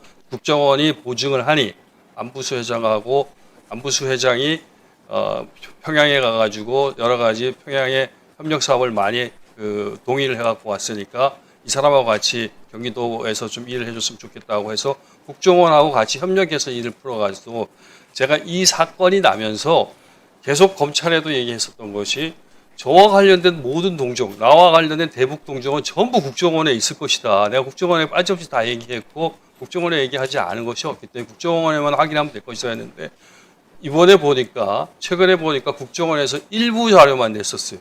그리고 일부 자료는 지금 제출하지도 않고 그냥 가지고 있다고 하는데 그 자료들이 만천하에 공개되어야지 이 사건의 진상이 밝혀질 수 있다 이렇게 생각하고 있습니다. 저도 정보위원을 겸직하고 있기 때문에 정보위가 열리면은 이화영 전 부지사와 국정원의 관계에 대해서 감찰을 요구하겠습니다. 네. 또는 감사를 요구하겠습니다. 국정원은 거듭 말씀드리지만 생산된 문건이 65년간의 문건이 다 메인 서버에 있어요. 거짓말 못해요.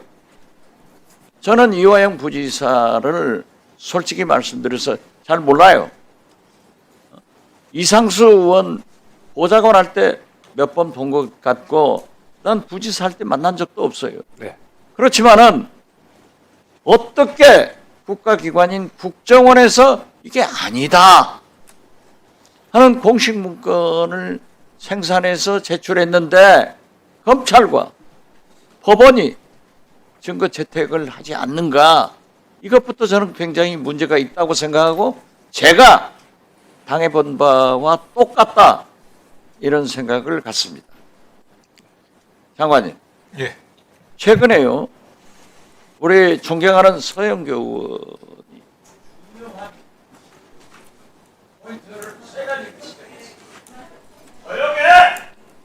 왜 반말을 자꾸 하세요? 시간을 주셔야죠. 왜 반말을 하세요? 왜 혼자서만 계속 반말하세요? 연세 많으셔서 반말을 됩니까?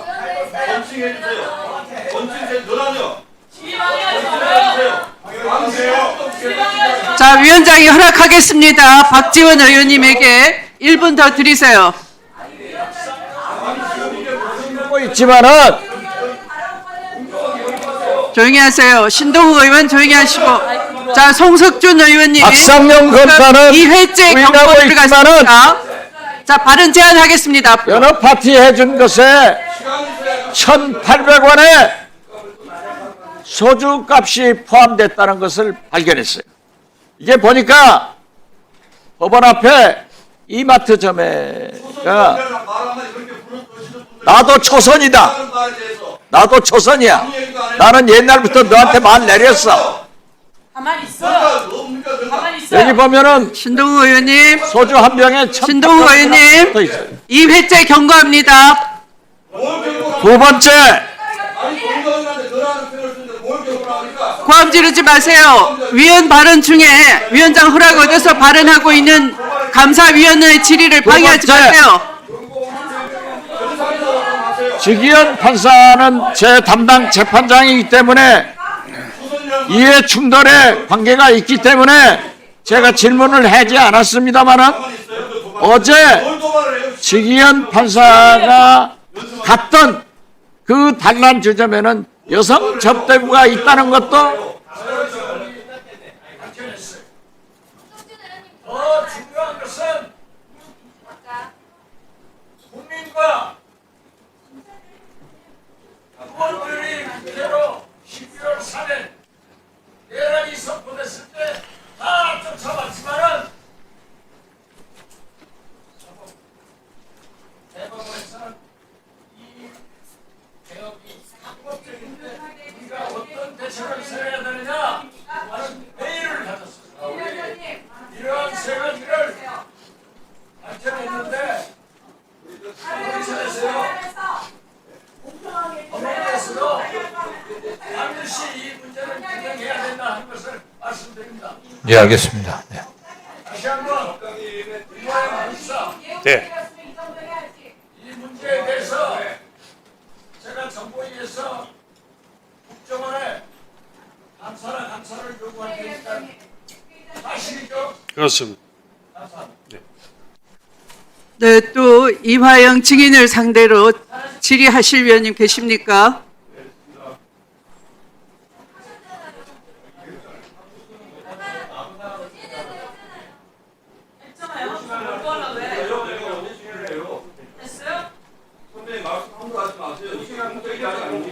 선배님이 지휘하는데 다 끼어드니까 그렇죠? 금방 끊어지자마자 아니 설마 없어요? 바람도 하지 마시고 뭐해? 안써가 있어야지.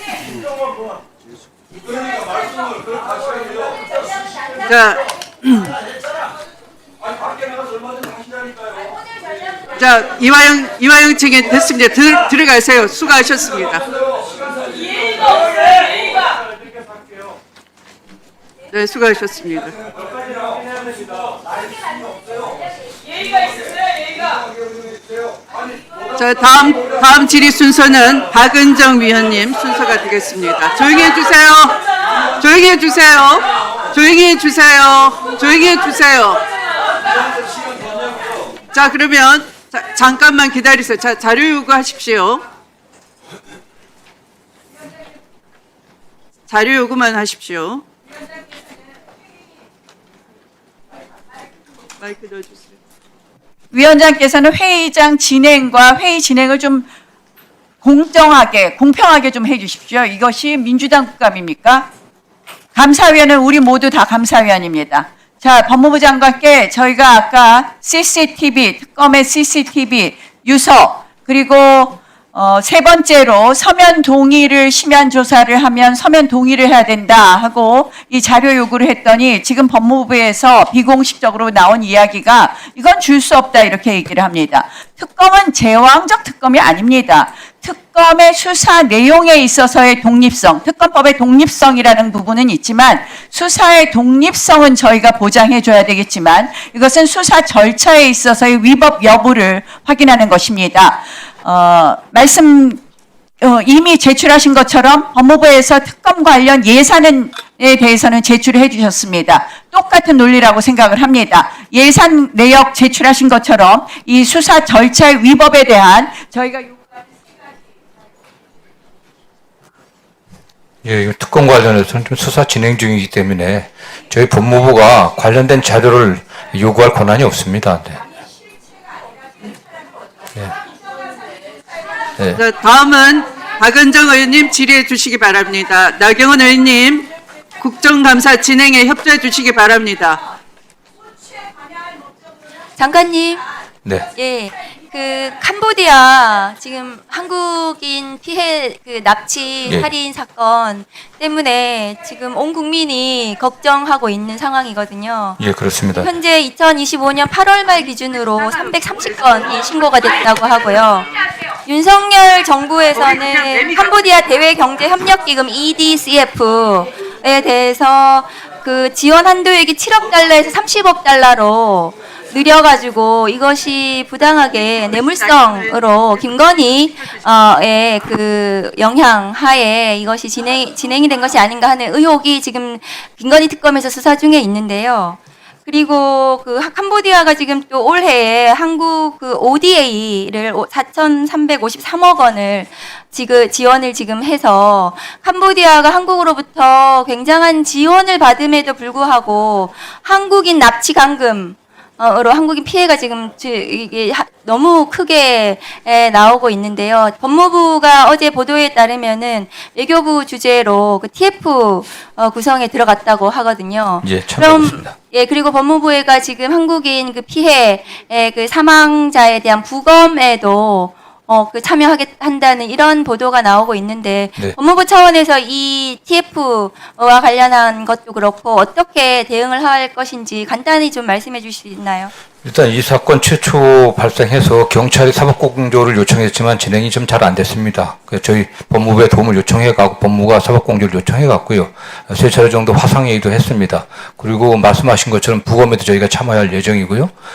지난 9월 10날부터 11일 이틀간 아세안에서 그 관련 장관 회의가 있었습니다. 범죄 관련 장관 회의가 있었는데 그 당시 차관이 가갖고 캄보디아의 법무장관을 만나갖고서 이 문제 관련해서 협조를 해달라는 요청을 했었습니다. 그런 과정에 있고 향후 지금 물론 경찰도 하지만 저희들이 경찰과 법무가 협조를 해갖고 보다 적극적으로 노력할 생각이고요. 필요하다면 저희도 수사관도 좀 파견할 생각입니다. 네, 장관님, 이 가족 잃은 국민들의 그 슬픔을 잘 생각을 하시고, 그 장관님께서 이 사안은 직접 챙겨서, 그 이재명 국민주권 정부의 신뢰를, 국민들께 드릴 수 있도록 해주셨으면 좋겠습니다. 저희들은 최선을 다하겠습니다. 예, 그 화면 좀 올려주세요. 장관님, 그 지금 무죄 때문에 문제가 심각한데요. 첫 번째 화면 올려주세요. 검찰이 이제 직접 수사로 인한 무죄가 예를 들면은 첫 번째 화면 좀 올려주세요. 그 일단은 김학의 출금 사건, 그 다음에 뭐 사법농단, 월성원전 이게 전부 다 이제 윤석열 대통령 만들기 프로젝트로 한 정치 수사라고 하는 거에 동의하실 겁니다. 장관님께서도요. 그런데 이 사건들이 이제 대한민국 언론이 주목한 대표적인 사건들인데 이 검찰에서도 대대적으로 이제 언론 플레이를 통해 가지고 한 사건들이에요. 그러면 이런 사건들에 대해서 무죄가 났으면 1심, 2심, 3심 뭐 확정이 다 됐습니다. 무죄가 났으면 이 수사와 기소한 검사들, 항소까지 한 검사들에 대해서 무죄 평정을 하는 거거든요. 이 무죄 평정의 벌점 얼마나 받았는지 장관님 아시나요? 네, 정확히 모르고 있습니다. 모르시죠? 다음 거 보여주세요. 그런데 이런 사건 말고도 최근에도 이 오로지 민주당만을 향한 이 윤석열 검찰의 이 기획수사들 이것도 지금 무죄 났지 않습니까? 예, 그렇습니다. 그런데 이것에 대해서 또 검찰이 항소한다고 하거든요. 이런 기획수사에 대해서. 근데 이 사건 판결이 어떻게 났냐 하면 다음 거 보여주세요.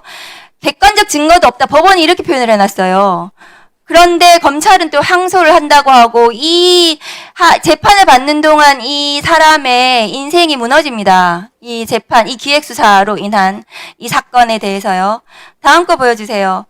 이재명 대통령께서도 화면 올려주세요. 이재명 대통령께서도 기계적 상소로 고통받는 국민들 이 형별권 남용 대해서 최근에 발언하신 있거든요. 네. 인생 망친다 이렇게 말씀하셨는데 저도 적극 동감합니다. 1심, 2심, 3심 거치는 동안에 재산도 날리고 아무것도 할 수도 없고 이런 불안정한 피고인 지위에 놓여 있는 거거든요. 지금 존경하는 박지원 의원님께서도 지금 3년 7개월째 재판받고 계시는데 그것은 국정원의 고발 사주, 윤석열 대통령이 직접 지시한 고발 사주로 인해서 무고하게 재판을 받고 있고 삭제 지시도 안 했는데 삭제했다고 직권남용 기소를 해가지고 지금 그 기소한 검사들이 있을 거예요 아마도. 그리고 국정원 가가지고 이거 유죄된다고 했던 그 검사도 있어요. 민주당에서 아마 감찰 의뢰해놨을 겁니다. 그런 사건들에 대해서 장관님께서 보셔야 되거든요. 다음 거 보여주세요. 근데 검찰 인지사건 무죄율 올려주세요. 인지사건 무죄율이 제가 확인을 해보니까요. 저거는 이제 검찰에 직접 고소고발된 사건을 아까 제가 오전에 요청을 드렸는데 검찰이 직접 수사하는 사건에는 인지하는 사건이 있고 고소고발한 직접 수사하는 사건이 있거든요. 그 전체 사건의 무죄율을 달라고 했더니 고소고발 사건은 경찰하고 붙어 있어가지고 따로 분리가 안 된답니다. 그래서 저거는 일부예요. 인지사건이라는 무죄율이 저게 지금 한 5% 가까이 되는데 일반 사건 그러니까 경찰에서 올라오는 사건들의 무죄율 포함한 무죄율 얼마인지 아세요? 장관님 모르시죠? 1심 무죄율. 네, 정확히 모르겠습니다. 0.9%예요. 그러니까 검찰 인지 사건 무죄율은 아까 그 일반 사건 무죄율의 5배나 되는 겁니다. 존경하는 서영교 의원님이 2012년도에 대검 중수부의 무죄율을 그때 확인하실 게 있는데 그거는 일반 형사 사건 무죄율이 20배라고 합니다. 검찰이 그럼 수사를 잘합니까? 다음 거 보여주세요. 대검에서 사건 평정을 저렇게 하거든요. 무죄에 대해서. 검사의 과오가 없고 법원하고 견해차가 90%다. 그러니까 사건을 평정을 하는데 무죄가 나도 검사가 책임을 안 지는 게 저 구조 안에 있는 거거든요. 다 법원과의 견해차니까 1심 무죄가 나도 다 그냥 상소하는 거예요. 지금. 그런데 항소 상고 기준을 상급심 인용 가능성을 기준으로 해야 된다. 다음 거 보여주세요. 한 5%만 뒤집혀지는 거거든요. 대통령께서도 말씀하셨다시피. 그러면 인용률을 기준으로 해가지고 상소하고 항소해야 된다. 그런데 무자비자로 기계적으로 항소하고 상고하는 검사들에 대해서는 벌점을 주고 그것이 인사에 반영이 되지 않는다고 생각을 합니다. 그래야지 검사들이 기계적으로 상소하지 않고 국민들에게 피해가 덜 주는 거거든요. 그러면 이 부분에 대해서 대통령께서도 말씀하셨기 때문에 장관님께서 어떤 제도적인 제안을 가지고 계시는지 말씀을 주셨습니다. 예, 의원님 말씀 저쪽 공감하고요. 관련해갖고 과거 검찰이 권한을 오용하고 남용해갖고 독자적인 사건 인지 수사한 것들의 결과가 사실 뭐 보기에도 민망할 정도로 안 좋습니다. 이거 관련해서 엄정하게 책임을 물을 수 있는 구조를 만들고 저희들이 대검과 협의를 해갖고 무죄평정제도의 어떤 개선을 꼭 만들어내겠습니다.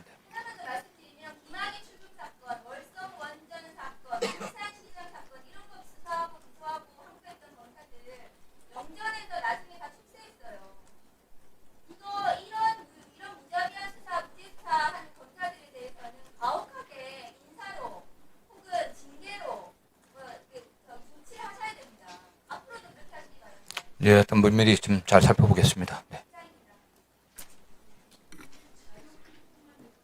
네, 잠깐만요.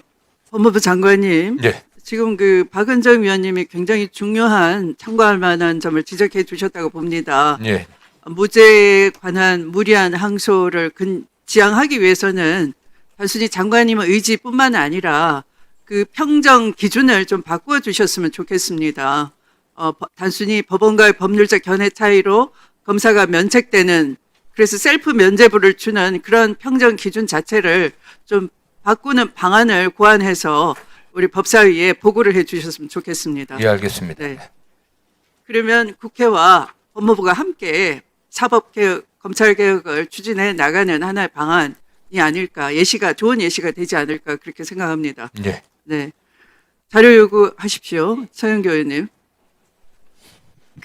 제가 행안위원장을 했었거든요. 보이스피싱이 아주 심각했습니다. 그런데 이 보이스피싱은 법으로 사기죄로 할 수 있습니다. 이 디지털 다중 피해 사기 범죄에 대해서는 관련한 법이 없습니다. 그래서 이 법을 지금 만들어야 되고요. 그래서 그거에 대해서 검토하는지 좀 주시고요.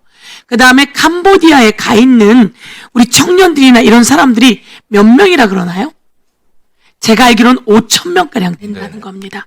그래서 이에 대해서 아까 보고도 하셨는데 팀이 어떻게 꾸려져 있는지, 누구누구로 구성되어 있는지, 어떻게 하고 있는지, 예산은 얼마나 되는지 좀 주시고요. 이게 캄보디아에 있는 제가 한인회 회장님 통해서도 계속 얘기를 사실 들었던 건데 절절하게 해도 잘 안 되는데 꾸려서 지금 다행이고요. 빨리 파견하지 않으면 안 됩니다. 수도 없이 많은 사람이 가지 않으면 안 되고요. 중요한 건 위장 취업해서라도 들어가서 잡아오고 그 사람들 구해와야 합니다. 그런데 그런 것에 대한 준비가 되어 있는지. 여기서 제일 중요한 건 이들의 핸드폰으로 중계기를 통해서 보내면 SK, KT 그리고 삼성 핸드폰이 다 연결되어야 되거든요.